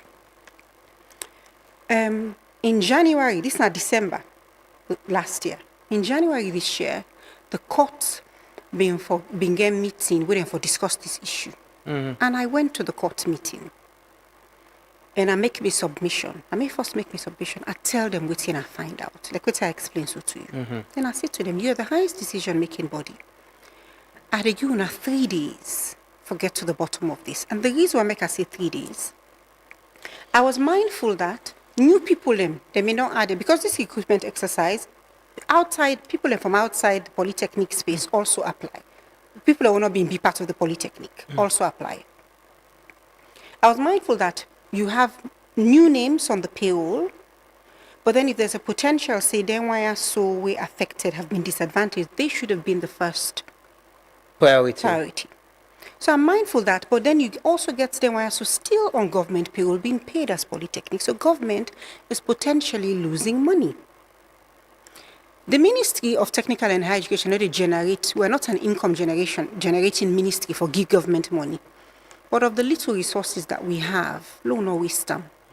So we wanted to be efficient. So I give them 3 days. And then I left the meeting. In my absence, they set up an investigative committee, including credible professors who we admire within the academic community. Professor Miriam Conte-Morgan, Professor Yoma, Professor Edward Sawyer, and other people from the university court. They actually take weeks for do their work. And then the report come on March, I believe, thereabouts this year. And it was a damning report. The act say when you investigate somebody, you forget a chance for respond. The court gave Professor Dr. Kanu the opportunity for respond. And then the court say then they only accept one recommendation out of, I can't remember how many recommendations, but definitely more than one recommendation. I said, not only one, for say the 132 staff them, then for look into them, case them back. So the act also make provision for the Chancellor for can consult the minister, which he did. And then I said to him, no, you cannot accept just one. Because we have not sought, that's just something, you get wound, you know the treat, I just put band-aid on top of. Waiting cause them. Waiting at the root cause. And me they look at from a systems perspective. What can I do to strengthen the system? If it's happening here, I can assume that it potentially can happen elsewhere. What can we do to fix the system? I said, so no. We cannot, that in itself, the recommendation where the court they say for accept. For say, okay, the 132, that in itself is accepting, say, something go wrong. So who takes responsibility? In the act say, the Vice Chancellor is the head of the appointments committee. As part of the investigation, the Vice Chancellor on a record take responsibility for what happened. That's Dr. Philip Khan. He took responsibility for what happened. So I said to the Chancellor, we have to accept the report in its entirety. We cannot cherry pick which recommendation will it take. This is not for the institution in integrity. I'm not here to serve individuals. I'm here to serve institutions and strengthen the sector. So on that basis, he was asked to step aside because that was one of the recommendations. Somebody else was asked to step aside, another recommendation in the report. But since then, I'm sure I don't see what they happen on social media. Yeah, there's been back and forth. Yes. Who provides leadership for? We have an acting vice chancellor. We have somebody who's acting. And for me, everything has. I have to commend Dr. Jallo. We don't steer the ship during this turbulent time because everything don't go smoothly. Despite the challenges, he hold the fort. But then we don't come find out now. See, in term Dondon, you're appointed as a vice chancellor for serve for 4 years. You're eligible for reappointment according to the act, but the reappointment is not automatic. In appointing a vice chancellor, it is on the recommendation of the minister, the chancellor, where they represents the visitor. Now they appoint based on the recommendation from the minister. And you don't recommend them? And with everything we don't happen so, we cannot. You have to think of the institution, the integrity of the institution. You have to think of the governance. We have people now within the institution, we don't know now, say they were unduly disadvantaged. How can we bring the same individual? What message are we sending? So based on then 2 points sending, institutional integrity, and we want to ensure, say, governance instability not can happen within the institution. We are not recommending. The government is not recommending for him to be reappointed, and that has been communicated to him, to the chancellor. Okay. Because the chancellor 90 communicates. 90 employee. Okay. Well, thank you so much, Madam Minister. But quickly, 2 questions they will ask you. Somebody, yes, I know say for one the conversation which I get that gets with and always for long. But you know, this is I don't know when we will get you back anyway. But 2 quick questions. Somebody they ask about how to make, graduation not chaotic as it is presently. Maybe a suggestion. Then somebody said they ask about, stipend for students. We get Sierra Leoneans, them mostly now Russia and other part them we can usually send message to it. And they ask about what can cause the delay in the payment of the stipend. Quickly. Okay, quickly. I'll start with the stipend. The stipend, it's a process. We make a request to the Ministry of Finance, and when the funds are available, they go make them. But what we don't do now, because we know say it's a challenge. Students and they expect, say they forget them at a certain time. We do not have the luxury of unlimited resources. If we had, that's the ideal. So what we don't do now, when students and they go, when they get scholarship for travel out, then they sign an agreement where they clearly spell out the terms of the scholarship, waiting they don't consent to. If the scholarship they give return ticket, if they give accommodation, if they give whatever it is, because it varies from one to the next. And in that document, you sign, so you get your stipend from the government at any time during that academic year. Again, to manage expectations. Okay. But we do we own bit. Okay. And we need to do them for disadvantage. It's all down to the availability of funds. Okay. And then graduations, how not for make graduations chaotic. Now continued engagement with the leadership and the academic community. But at the same time, we're open to suggestions from the general public. We do not know it all. We're very consultative. Okay. Somebody gets a suggestion. I will just read them quick. He actually sent it to me. I'll just read them quickly. Say tell them say graduation no need for be chaotic. It's now one of the proudest moments of both students and parents. So they can have like a 2 weeks or a week of graduation by faculty, etc. So students can actually have a ceremony. Individual names are called and they walk, shake hands and collect their degrees. In fact, that will help curb all those people who pose as graduates during convocation but have actually not graduated. definitely worth considering. Okay, well, thank you so much, Madam Minister. We end the conversation now. Thanks for staying with us and thanks for coming. Thanks for taking time for clarify certain issues. Them we appreciate that. We'll meet up tomorrow again with the program. Nafisa today can continue for stay with we. When starting your day, getting fit is the first step. When the hustle starts, nothing should stall you. When it's time to plan your future, saving should be easy. When you're ready to expand, no room for excuses. When your child needs relief, waiting isn't an option. And if it's you asking, no isn't an answer. Because for us, when it comes to banking, it's all about you. Urgent notice. Immediate compliance with outstanding tax and non-tax revenue obligations.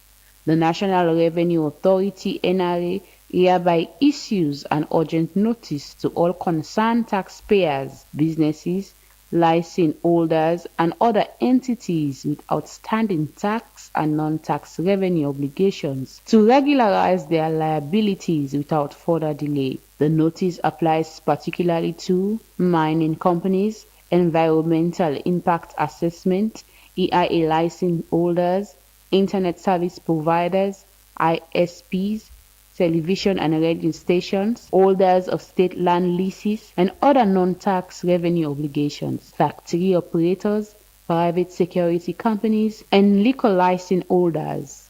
All affected entities are strongly advised to immediately settle all outstanding liabilities and bring their tax and non-tax revenue obligations into full compliance.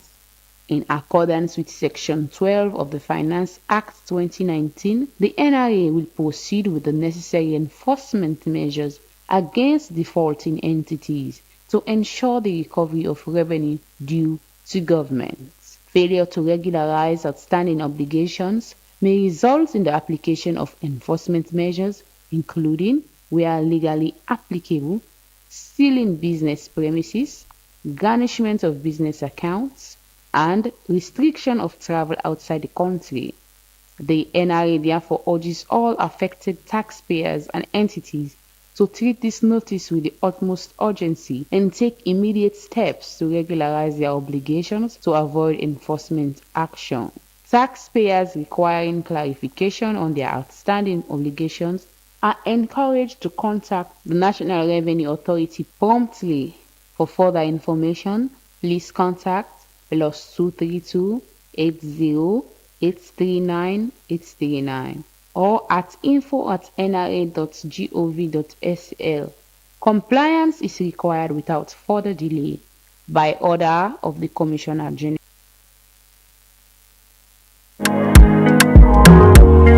This na good news oh! I mean very good news. German Petroleum don do am again. Dem no dey tire. How you sabi so? German Petroleum don come with Kirkland motor oil wey na full synthetic oil for petrol and diesel engine. Kirkland dey sell pass all the engine oil dem na America because na quality engine oil. Kirkland engine oil e guarantee e dey make engine run fine and beat like na new one. I say Kirkland engine oil dey perform wonders for any engine and go make your engine get long life. Wow! So anytime wey you wan change your engine oil, go for Kirkland engine oil wey na the best right now na tongue. You wan buy Kirkland full synthetic engine oil? Go na any German petrol station. Dem dey na number 2 Adile Street, Captain Becky Junction, Calabar Tonke Step, and Masafa. You can buy back to German Petroleum distributor dem wey na Ese Beckley na number 2 Campbell Street and Johnny Paul Tireless na number 62 Sanders Street. Kirkland engine oil na high quality, high performance, high mileage, and dey give engine long life. You wan know more? Call 079 580 536 or 090 580001. Welcome back to the other segment of the Good Morning Devotion where they come to you this morning. We don't get a very lengthy conversation on education, malpractice, and all the other thing them way, na problem. And now the conversation, it can switch, it can be a little bit softer with me in Afisa Tola Garden. We get there in the studio, people them way, they're also part of society and they do a lot when it comes to the online space, the digital space, when it comes to putting out videos, creating content, doing adverts, creating change. We get 2 influencers then at the studio today. Today we can learn then craft what it's all about from their own perspective. We can know what are the challenges them where they can face online. We also get to know what are the opportunities them with there for person where they decide for being an influencer in the online. Today at the studio with Jay. I think it's just Jay. Jay, good morning, an influencer and in this they post videos on TikTok and other platforms there as well. Good morning, Jay, and welcome to the Good Morning Devotion. Good morning. Okay, so another person again, we now an influencer, but he's also a cinematographer. Into making short videos, film, and we don't they see a lot of work online. Recently I see Air Salon do some ad. He's also an influencer. His name is Mohamed Jane, and in day with we again at the studio this morning. Good morning, Mohamed Jane. Good morning. Good morning. Good morning. So let's go straight into the conversation. I'll go start with Jay. Jay, who is an influencer? Who is an influencer? Well, an influencer is an individual who gets to share positivity through social media, through their posts, and get to influence the younger generation and other people into what they're doing, what they're advertising, in their own lifestyle, their way of thinking. That's who an influencer is. Okay. Yeah. So for you, Jenny, who done an influencer? Well, it's a very good question because most of the time, one of the spaces out there, people always can misunderstand the influencing part of the content creation as well. So an influencer is a direct statement that somebody with creates impact, we able to influence other people. So I can be demonstrative and create an example, like I would create content and still not become an influencer. Whilst the other person, they create content, are also an influencer. For an example, let's say somebody, they do photography tutorials, but because of it, they create content every day, they teach people, they create that content, does not make him an influencer. But as soon as, let's say he puts up, he say, I use this camera, and people start saying, okay, because of that camera that this particular person they use, I also want to use it. So as soon as you get that influence, that impact on people, that's where you go. That's when you become an influencer. When you move from causing people to act and because of your lifestyle or what you do, then that's when you become an influencer. Yeah. So now you don't distinguish between the one way just can go online, create content, maybe you go look at them and laugh, or you go like you go comment, but if the person they influence you action, then the person don't become an influencer. Definitely. So I want to know, sir, you say influencing stem from, is it because you're into cinematography, you do films, content, and then one of the reasons that will make you become an influencer, or if you don't get other things what you do, will make maybe you get a huge following online? Yeah, so for me it's about the brand that I built for myself.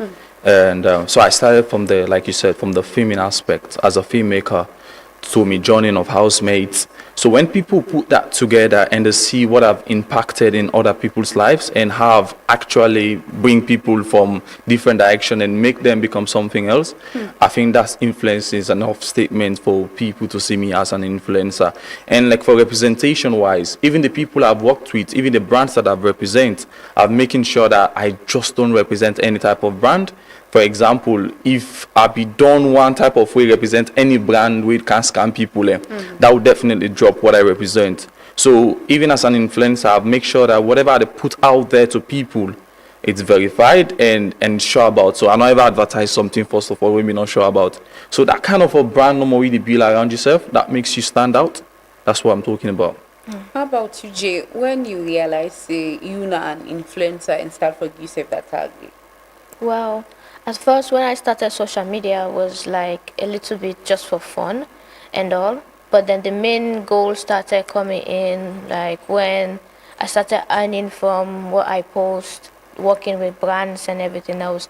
When I started working with brands, made me see like, oh, so people actually do listen to things that I say. Like I used to work with for Orange, and lots of people were actually following up on things that I do with Orange, with the things that I post concerning their branding and everything. And at first I was like, you know, to influencer, but I just post content no more. When possibly say, maybe influencer like you, I say, na salon. So, but then later on, I start seeing and then start post me gym content and everything else, and people were actually supporting, say, oh, now you give me motivation for self, make like go to gym, all that kind of stuff. And then with the way I can edit my videos and where I can promote some clothing brands, skincare products, people are like, oh, because Jen used this, I kind of, and because like they see the progress on me back, say the products and the work and everything.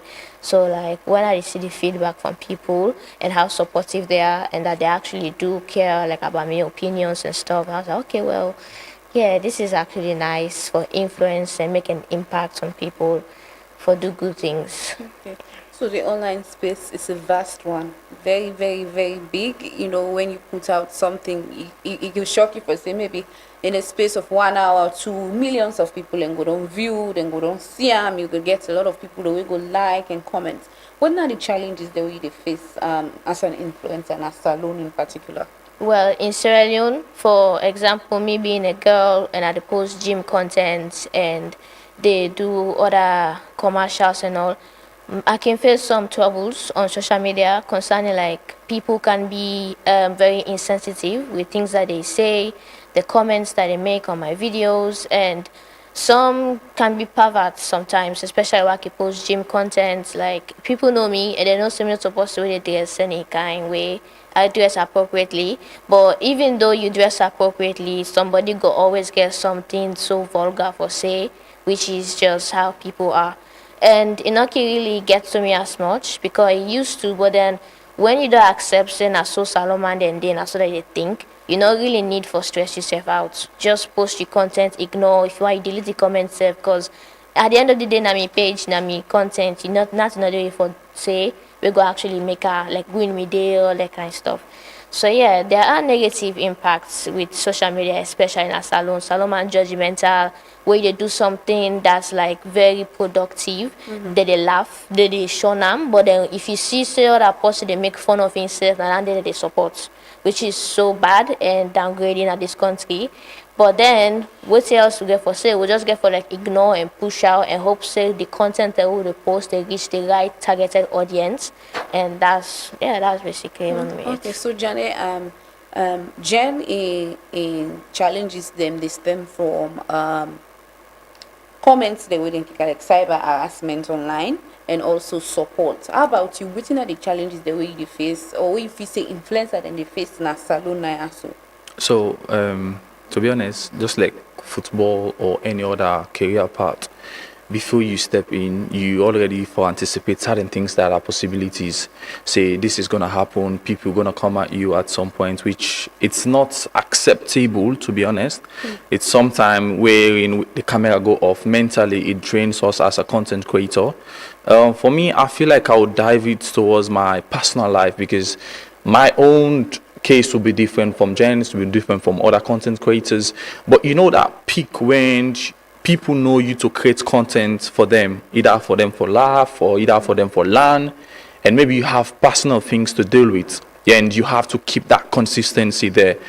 That's a huge task, to be there, to be consistent, to make sure you give them what they need. Because when they don't see you, that's when your page start losing that engagement. Not everyone cares about what you're going through.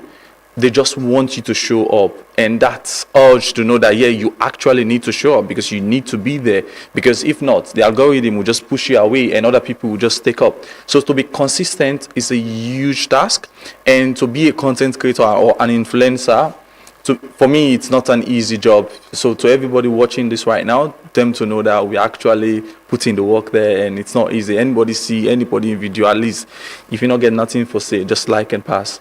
Don't drop any negative comments. Pressured by what you do. And I've learned something that anything not pressure, you know, like. So yes, you will feel pressured because you want to deliver. Either you want to do good or or you want to do to that quality. If last year I was doing content like this, I want to raise the bar high. When you wake up, you just want to do more. That excitement is there, but the pressure is always there as well. How about you, Jenny? Do you feel pressured as an influencer? Well, sometimes, because more especially when, in my own point of view, like most of the things that I post are from and the branding and everything. Now, like me, they brand myself for present myself out there, so brands they go on for reach out to me and work with me. So that pressure they making feel most of the time, like, oh, if I get like this specific advert, what I for do, I dey make sure say me editing, me pitch, everything they be so good on point that in case another person or another brand sees this, I'm like, oh, I go want something like this for me on video. So like, yeah, but I not really allow social media for pressure me in a way. It used to, but like me say I'm say like I can sometimes it's nice for take a break and like for your mental health, take care of yourself and your way of thinking. If you allow too much stuff down social media gets to you, you know they for think clear. You they get so much stuff done at your head where they make you think down on yourself, self-doubts and everything. Sometimes it's nice to take a break from social media because sometimes I can do that day from time to time where I can get way too much on my plate with me college and like real life and everything else. I can just say, okay, well, maybe for a month or like that, just lay off small by the social media stuff and then I come back into it, like, small. So yeah, it used to get to me, but then after a few times where I don't forget like different way of thinking, different way of looking at things, it make feel So refreshed. there's this notion where plenty people engage with people when are influencer in that country, like you say it's just online, you're not gonna actually do just hide people them. What you want to see to then set of people that we get that perspective of influencers then, Jen? Well, the set of people the way they look down on others when they make content, I would just want to say like that's actually very embarrassing of you because the kind of money where they pay content creation is a lot, especially now for a country where like job opportunities they're very limited. For making get like a side work or like when there you see overseas where people they get the opportunities them for get like after college job, then after work there as waitress, cashier, you not get them as salon. If you dey get as an a two connection. And social media actually they bring in an opportunity. Like now also more because me I start for earn money like from TikTok where I bring for post and then brands that be reach out to me for work with me and that's when I actually say okay well I take this thing serious because it look like Sally for make a name here and something here for myself. So yeah, it's not nice for look down on people them, especially where they do content because one, people are very creative. So when they look down on somebody else, it's like you they look down on them being creative and on their own talent and everything else. And back, you probably there, you the shame self, you camera shy, like social media, as possible put phone price, you don't afraid, or you the shame for talk to people like na stage and then you they look down on others, we get that courage enough for like talk show them creativity, speak their minds. That's like very bad. So if you do so, the advice like do better. It's not nice for look down on others because now for like imagine if you they get something you're so passionate about and then you closest by the laugh you and they take you serious. Yourself not go feel good about that day. So yeah. Okay, so to you, Jenny, what you go have to say to the people them we get the notion or perspective say influencers them not get better till they do past just online stuff, just the glam, the make online. What you have to say to them people who would think like these people are idle people they are just posting from one post to the other. What's in what's in like one I feel like that comment generally is just one of those comments about all Sierra Leoneans. Tell me in this studio right now, whose aspect would they praise about any sector in this country? They will tell you say salon, hospital business, yeah, no better. Salon, school business, yeah, no better. Salon, the football business, no better. Like the music, the film industry. So it's just another comment, to be honest. So what I do is that now society, you are the inside it. Now you know how you the benefit. And every journey so far, then nobody not believe you joining pass you way to start journey then I eat. If I know I know say the head so. Somebody is saying not a better thing, but I know say where the month done. That small thing they can, or there is a hope, or there is somewhere I want to get. I keep focus. So I tell people sometimes we gone are the days where people want to do things and for let people and say, but I appreciate the job we do. Now appreciate yourself. Now you know the space where you find yourself. People take job overseas, like it's not even a job that will pay more. They just want their own personal happiness, that pace. So if you feel happy doing what you're doing, no matter, let's leave content for a moment. Whatever you do, even if na guitar no way they play, if that brings you happiness, I beg, choose it. Live that dream. So for people where they make comments on other people and career, maybe their trouble will be their own. So basically they think that trouble is everywhere. So for me, I will just smile to most of those comments and know what they are. As far as I know, say I'm getting something out of it, so I'm good. Okay. So there is this thing with Unarolo and the play. You mentioned impact. Say you work where they do, you see like they create an impact. Yep. And Jen say they feel like they influence other people and do certain thing. This question is for Unarolo, but I ask her one at a time. So I start with you, Jane. Like 10 the way if you say you platform it able for influence people and maybe for creative change.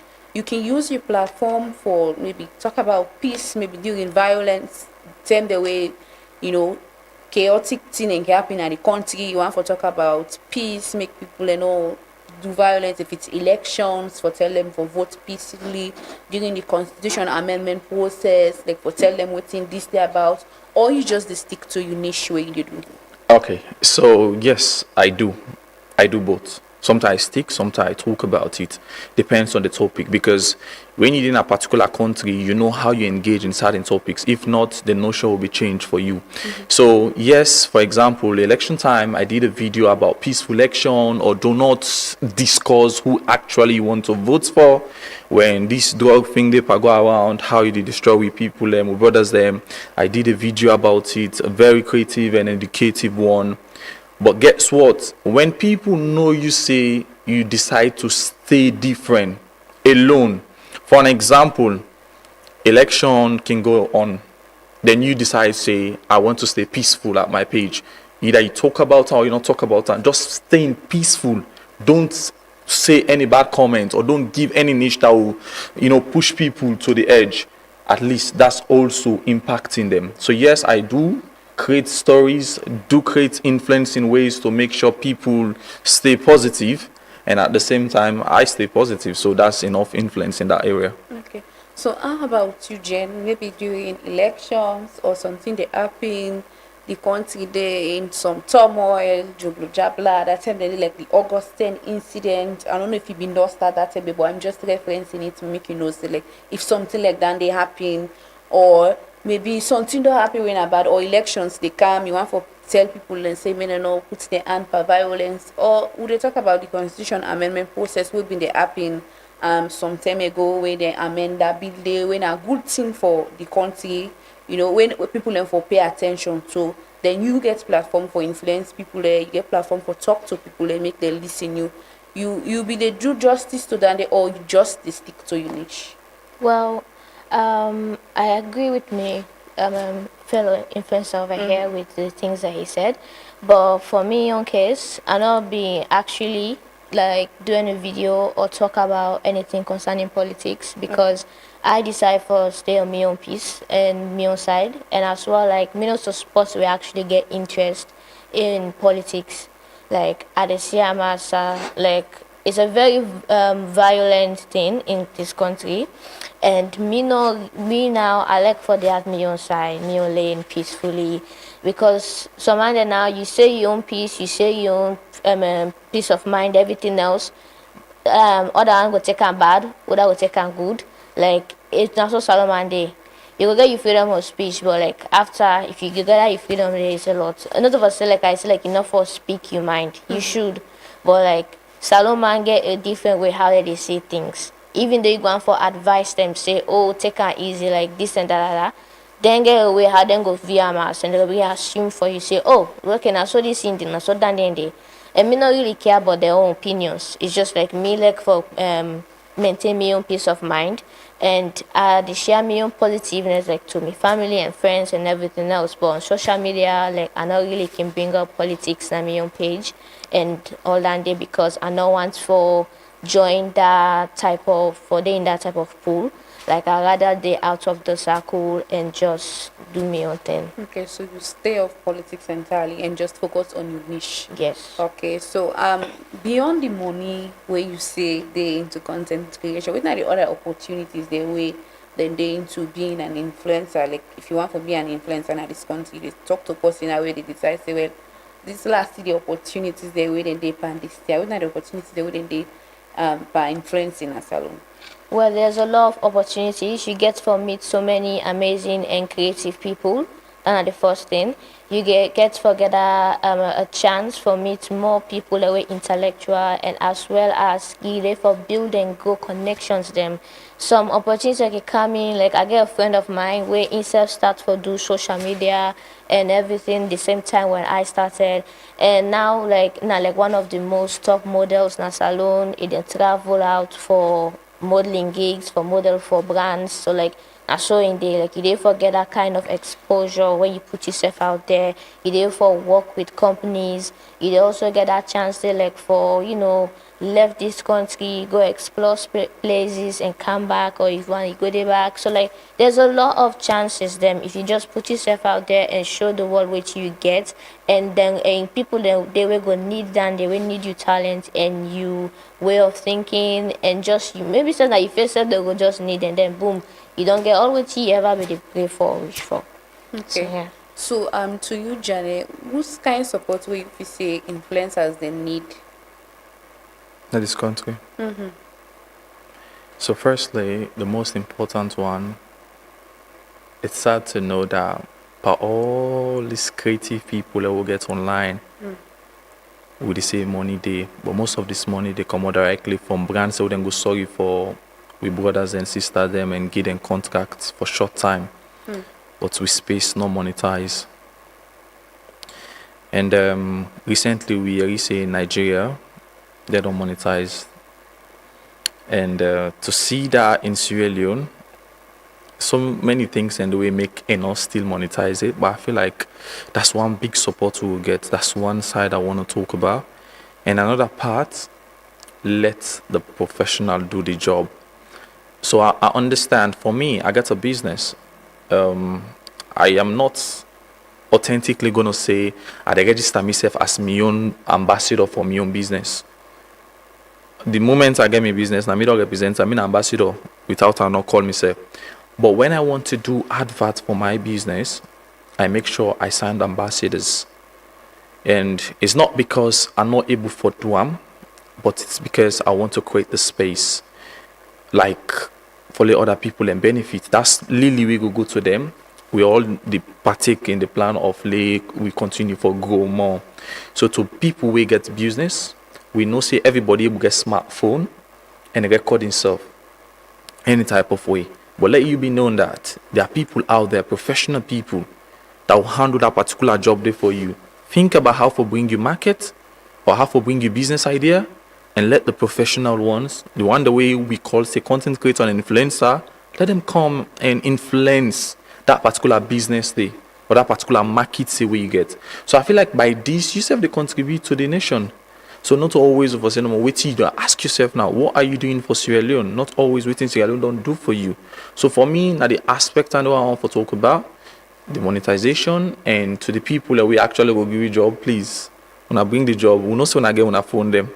But yes, we can handle it more professionally. So how about you, Jane, apart from the monetization aspect you mentioned already, and giving the jobs to professionals to make the handler, if we say when get other support where influencers they need at this country where maybe Jane not mention? Yes. If you notice, Salomon, they look for support where people that they make fun of themselves, or where somebody like basically like if you want to get in a salon, just post some kind funny video and let them laugh you. Then I think Salomon they need to support others where they assist, they actually try for push like their own creativity or like push salon itself. If you go on that TikTok and then you shout for Sierra Leone TikTok, now so the funny skit like the thing the way not just funny business no more. So now imagine like a foreigner they look na Sierra Leone TikTok. And you see any of these other creative people, the way they do videography, these models, these creative dancers, these skit makers, these promoters. You see them instead of their funny video, the normal you go see, and now more can get a likes and then following them. And so now when they see somebody like actually get talent, they actually push yourself out there, they do really cool stuff. Like it's very hard for me to get them for support you. Only like we own party them or family or friends that go help with and the content go push out there. But for making reach out to the exact audience, it's difficult because some man then now like as you begin for be a bit more like positive, like try for build something for yourself as well as for push out a good information, then anything can see you just scroll past no more or they say I feel like I know why that is happening. Because the world is sad right now and people are just looking for something to cheer them up for the quick time. And not everyone want to actually digest. That's the sad part of the world that we're doing. People just want quick joy because the world is just. So, Jenny, what do you think about collaboration? What do you think about collaboration in this sector? I feel like they collaborate with each other and get healthy competition, or it's just me versus you type thing. So far, for me, I don't think it's a bad space because. Not so we all need for some party. Everybody gets would I feel comfortable for work with, you understand? And I not see there's a time where I don't reach out to any influencer or content creator genuinely with the right procedure and we not end up for work together. So I feel like it should be like that. Always there's a room for improvement. But yes, I think there's an healthy competition. I've not seen fighting over a contract or any other thing yet. So for me, like quitting Gen with the say just now, I think we just need the space where people will able to recognize other content them and also these two should have views and engagement like other than just, you know what I mean. So but for that aspect, I feel like it's okay. The space is doing well. The people enjoy self no more now. So far, yeah, kind of like the same way how we they help out entertain is the same way back for at least give back that engagement back to us. And also like the monetization in Sierra Leone, it's very difficult because if you look around no more but other countries, Nigeria, they get monetized on TikTok and everything. But Sierra Leone, it's salon like available, that option that they're available to us means to like it actually like hard because for most of we leave the money the inside content creating not only when brands they reach out. So that means the TikTok they actually pay we directly or anything of that, they indirect payment. And there are other platforms back where they get paid. I think Facebook they pay. So that's great. But me not the Facebook because somebody use Facebook.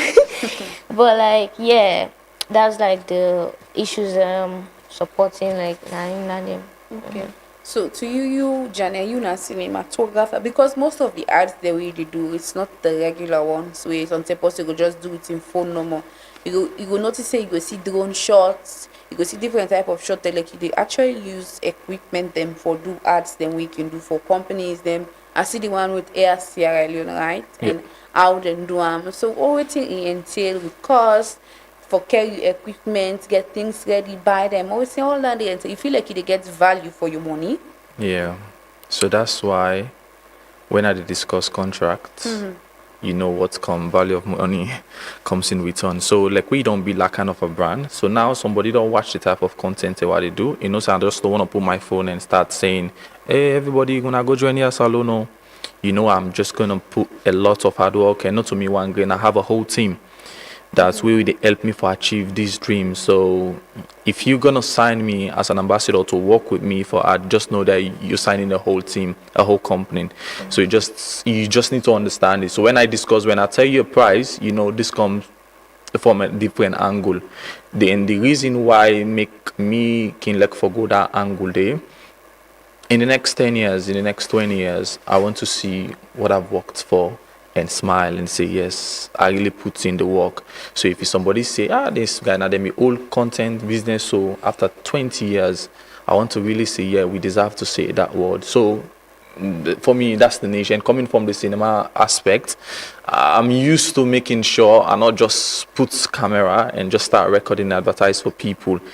Like you say, it takes a lot. Like that advert, when I received the call, I needed to deliver the next day. The evening, we went to the village. Wow. The next morning, the one thing where the white guy said to me was, do your magic, because I don't actually do video for them. And he said, we need this as soon as you can. And I was like, okay, I'm going to deliver. So delivering in the next day, I just tell her and say, your video is ready. And after they watch, and one guitar I will wait for, because I always look forward. I go don't do video, I don't plan for everybody in the team for watch. I'm just waiting the client for comment on. You know, I send the video, I see the two blue tick. Then I don't see responding. I was like, well, I need for respond to this now. So after a few minutes, then I just not knowing that in beyond the share and the personal go, then it's like sending a very positive voice note and explain that say this is wow and all. That's a loan for me. Tell me to say, okay, at least person they pay money and they get value of that particular money they pay for. So yes, I think say it just depends on when you build a brand, you can charge. So there's this other aspect with this cinematography thing we do, and what we do again as content creators. You see, for make video, think about an idea. You get for be possible to think, you get for be smart, not so just possible get sense, because you get for make ad, you want for making appeal to a certain audience. You get for do it in some kind of way. So the person go laugh and think about the product, the person go watch you. So, Janet, what do you take like for just turn basic ad into something powerful, or for turn it into magic, like just tell basic, like for tell that kind of story they for make this product sell? I can take an example of this. Yeah, sure. You understand? The way you look at them, for me, they are, and the way I look at it, different. How? So good. So me can go on a mission, get a whole crowd they behind me. After a long run, and I decide for pull something for whip, then I pull the wrong pieces, by the way. Why see a beautiful girl walking and hold this and pull them? One, you don't see a beautiful girl. It represents something beautiful.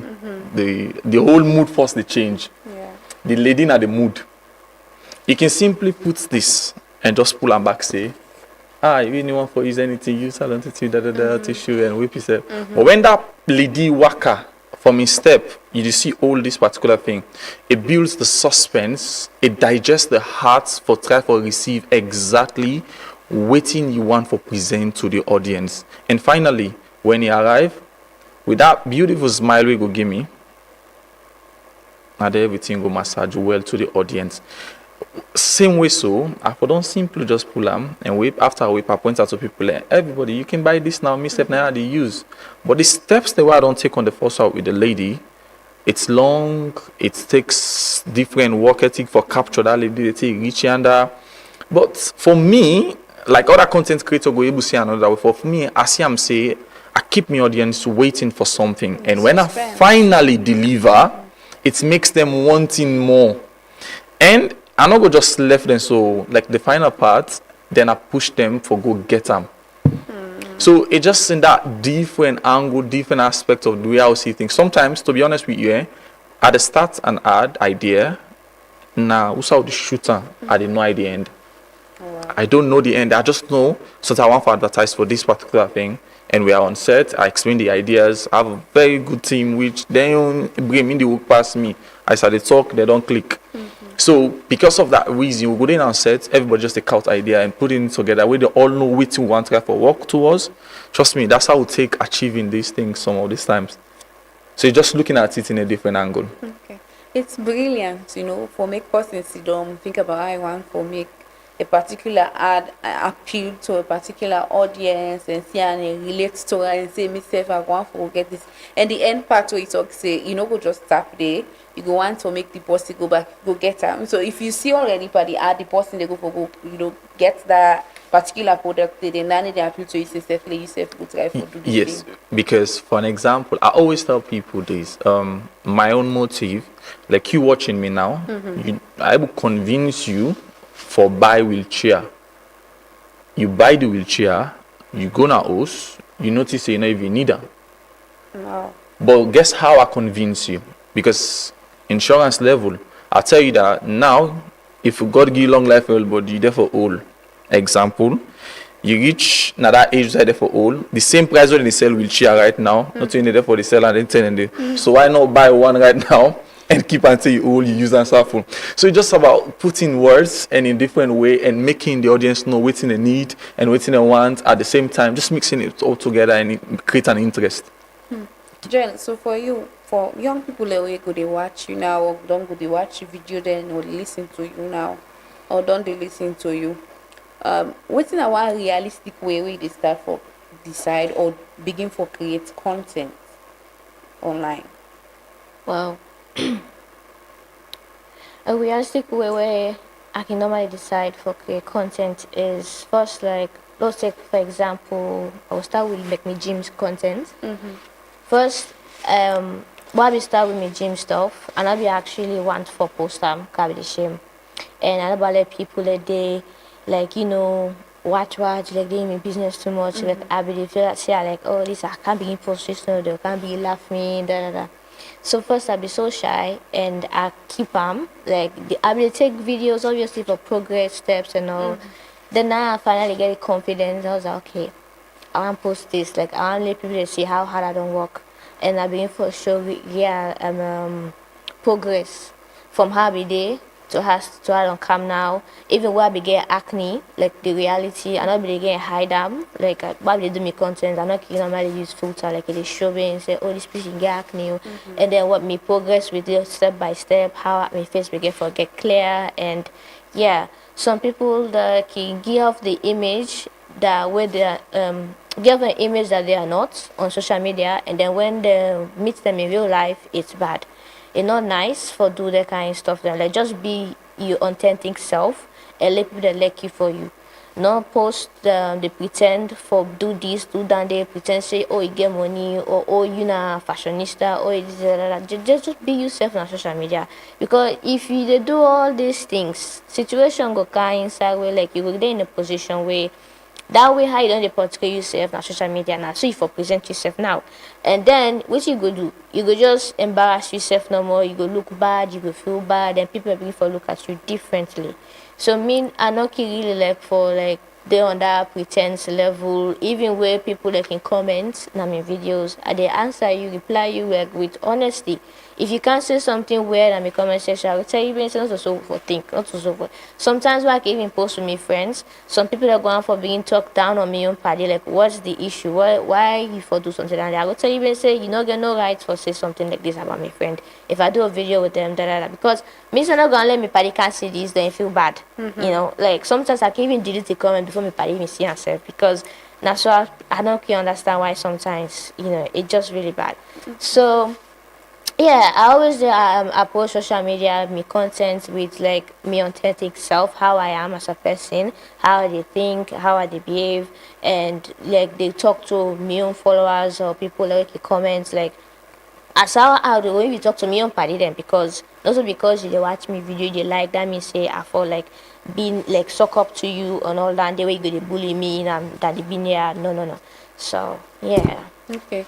So to you, Jane, you dey create content with fancy gadgets, you get quality, so that person will get just getting phone or maybe not even get that sophisticated phone and one for be an influencer and one for create video. Whose message will they send to her and one for start but they hesitate for start? What's in you message to that person?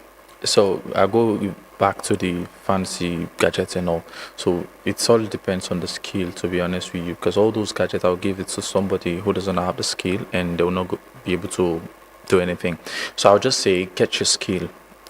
When you get your skill and know waiting you want bring the space is big and enough for every one of us.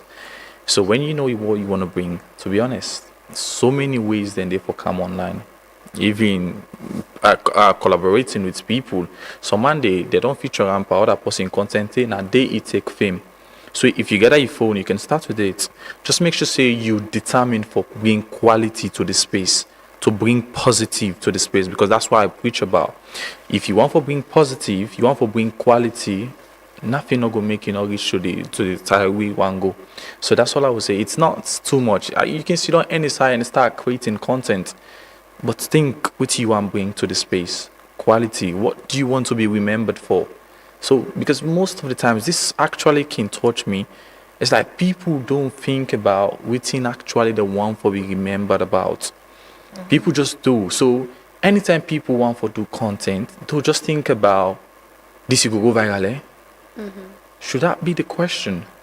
Or if I'll be like, how can this impact other people? Or how this go look like if they see this? How they go portray me personally if na me present unto people? That was a time I did a very, like, just being naughty with my phone, just in the type of content and spilling some drops on myself. And I watch it. To be honest, I loved it. I wanted to post it. But that's not me outside. Maybe comfortable when I go on Jeddah with people seeing or whatever. But that's not how I want people to see me. You understand? So if most of they think that kind of a way, then when you get your content or before you start thinking about ideas, the words you're going to say, the vulgar words that you want to put in your content, how do you want to be portrayed? I think these are the most important things.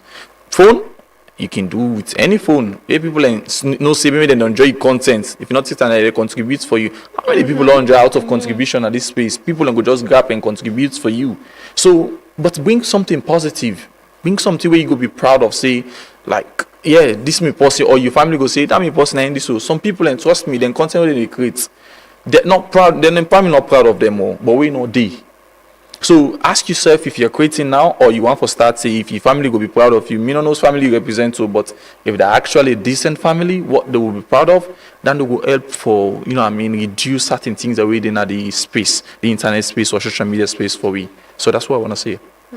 Jen, you feel like this influence in business now something where possibly will turn into a lucrative business and where it's okay for me to teach at school, for me person master, like sabi the executive part of and treat this like a real business where I will make money from?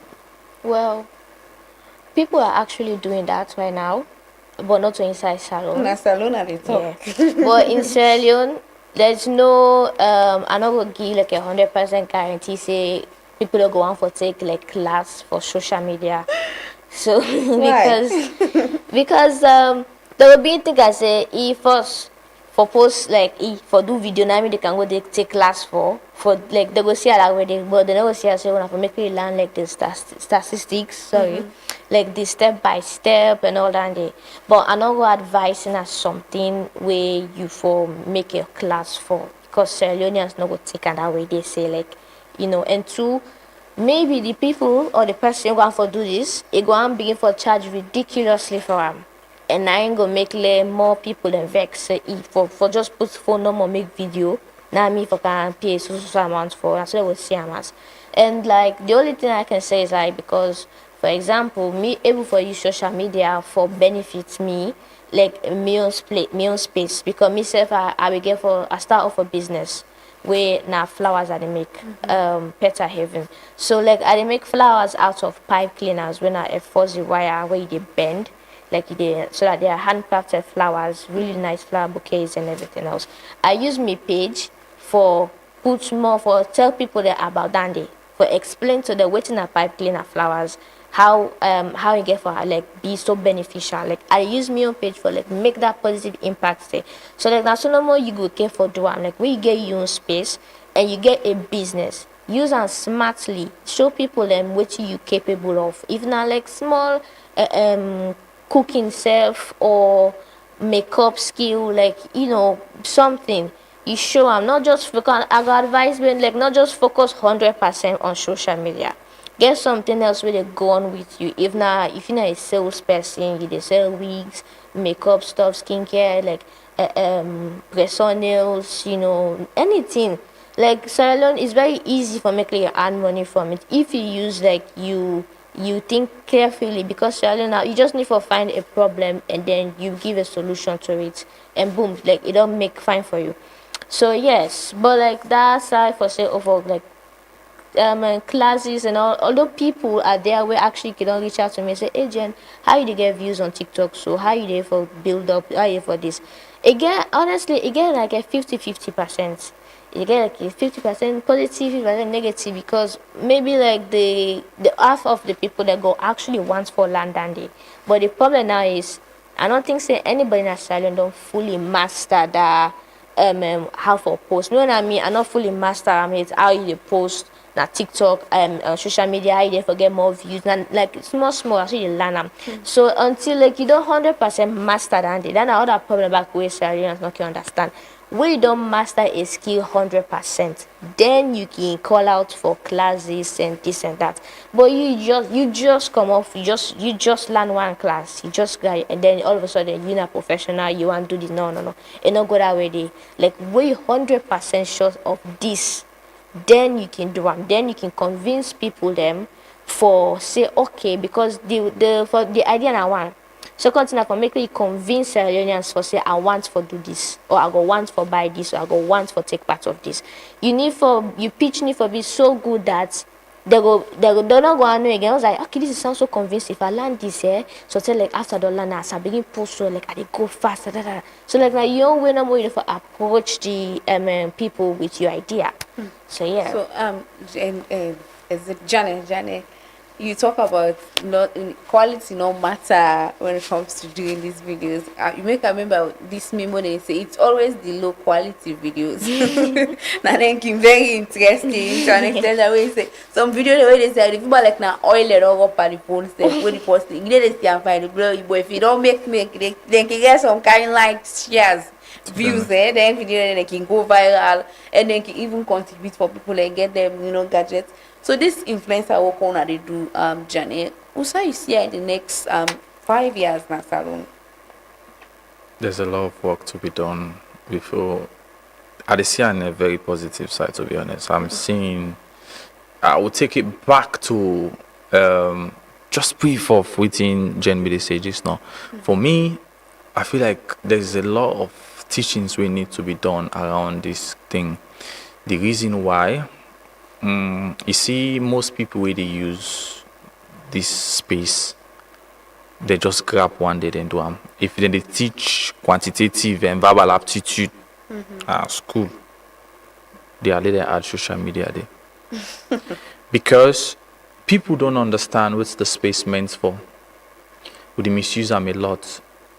So in that edge, not to anybody random post for grab because you don't do content for go teach you.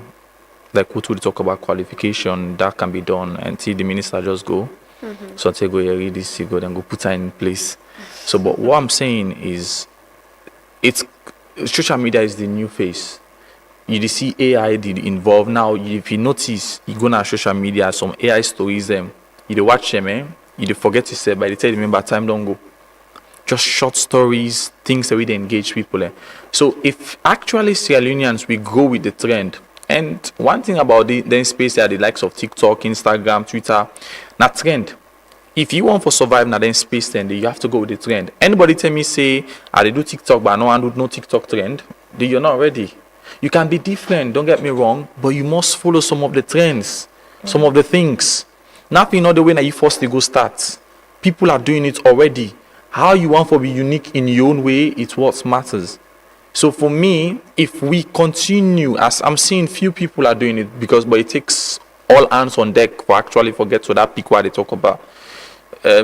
Job opportunity they come a lot. If you see the kind of people who don't benefit from social media, although with the complaint saying not monetize, people away don't get place for themselves, they're not even go university, they get jobs and they get business, and just out of this, at least you get purpose now. I assume say if you not be actually attached to the social media thing, waiting them for know you for. Some people and they on social media are not waiting for know them for being.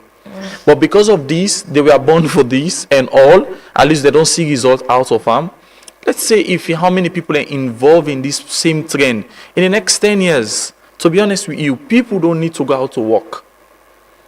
Like overseas, people stay indoors. They just get in a gaming chair. They are online doing things, doing videos. Because let's say you want to teach about health, you want to teach about like what's in this woman they say. So then in the next 10 years or 5 years or less than that, again private gym, doing classes, doing videos na that particular way, na him own am, na him own brand, where you know say, where you see online, you go and go there. So they just show introducing all those things because people want to go there because they've already seen results. So in the next years, these are the development, the struggles we don't put together. Me, I not say the result for come. We therefore actually reap out of them because there's lots of hard work, lots of sleepless nights of content creators and influencers in this country. And I pray and believe and hope, say in the next few years, we actually go relax now and the earn small way monetization go down, can the brands and go down believe everybody now want for them at the space in a positive way. Because you see the journey, when it can start, most right now go say, all my want the TikTok, all my want on content creator. But how many people left for survive the storm? Because every career path gets storm. At some point in this country, all man want do film, all man want do music, all man want on DJ. But how many people are still doing it? So let's say in that years, social media is still just new to we. There's still much something for we unlock. So with that tire, it come on at the space. We're gonna say what you all day for. We'll be there, inshallah. So that's what I'm saying. Okay. So plenty thank you to Una too for Una don't take Una time for the between at the studio and Una be done the wait and all and we Una don't can give Una submission there, Una opinions there, Una perspective there, Una don't share on how being an influencer talent na salon, Una don't talk about Una challenges there, share experiences there. Una plenty take it to you, Jay, and to you, Mohammed Jane, for una take una tempo come na the Good Morning Devotion. The program they end now, so we go come. Before you end that big, I want to say this because I wanted to wait for my last few words. Okay. So we lost somebody at the same space we talk about. Yeah, she's a colleague. Na Gen Z reporter Gloria Aminata.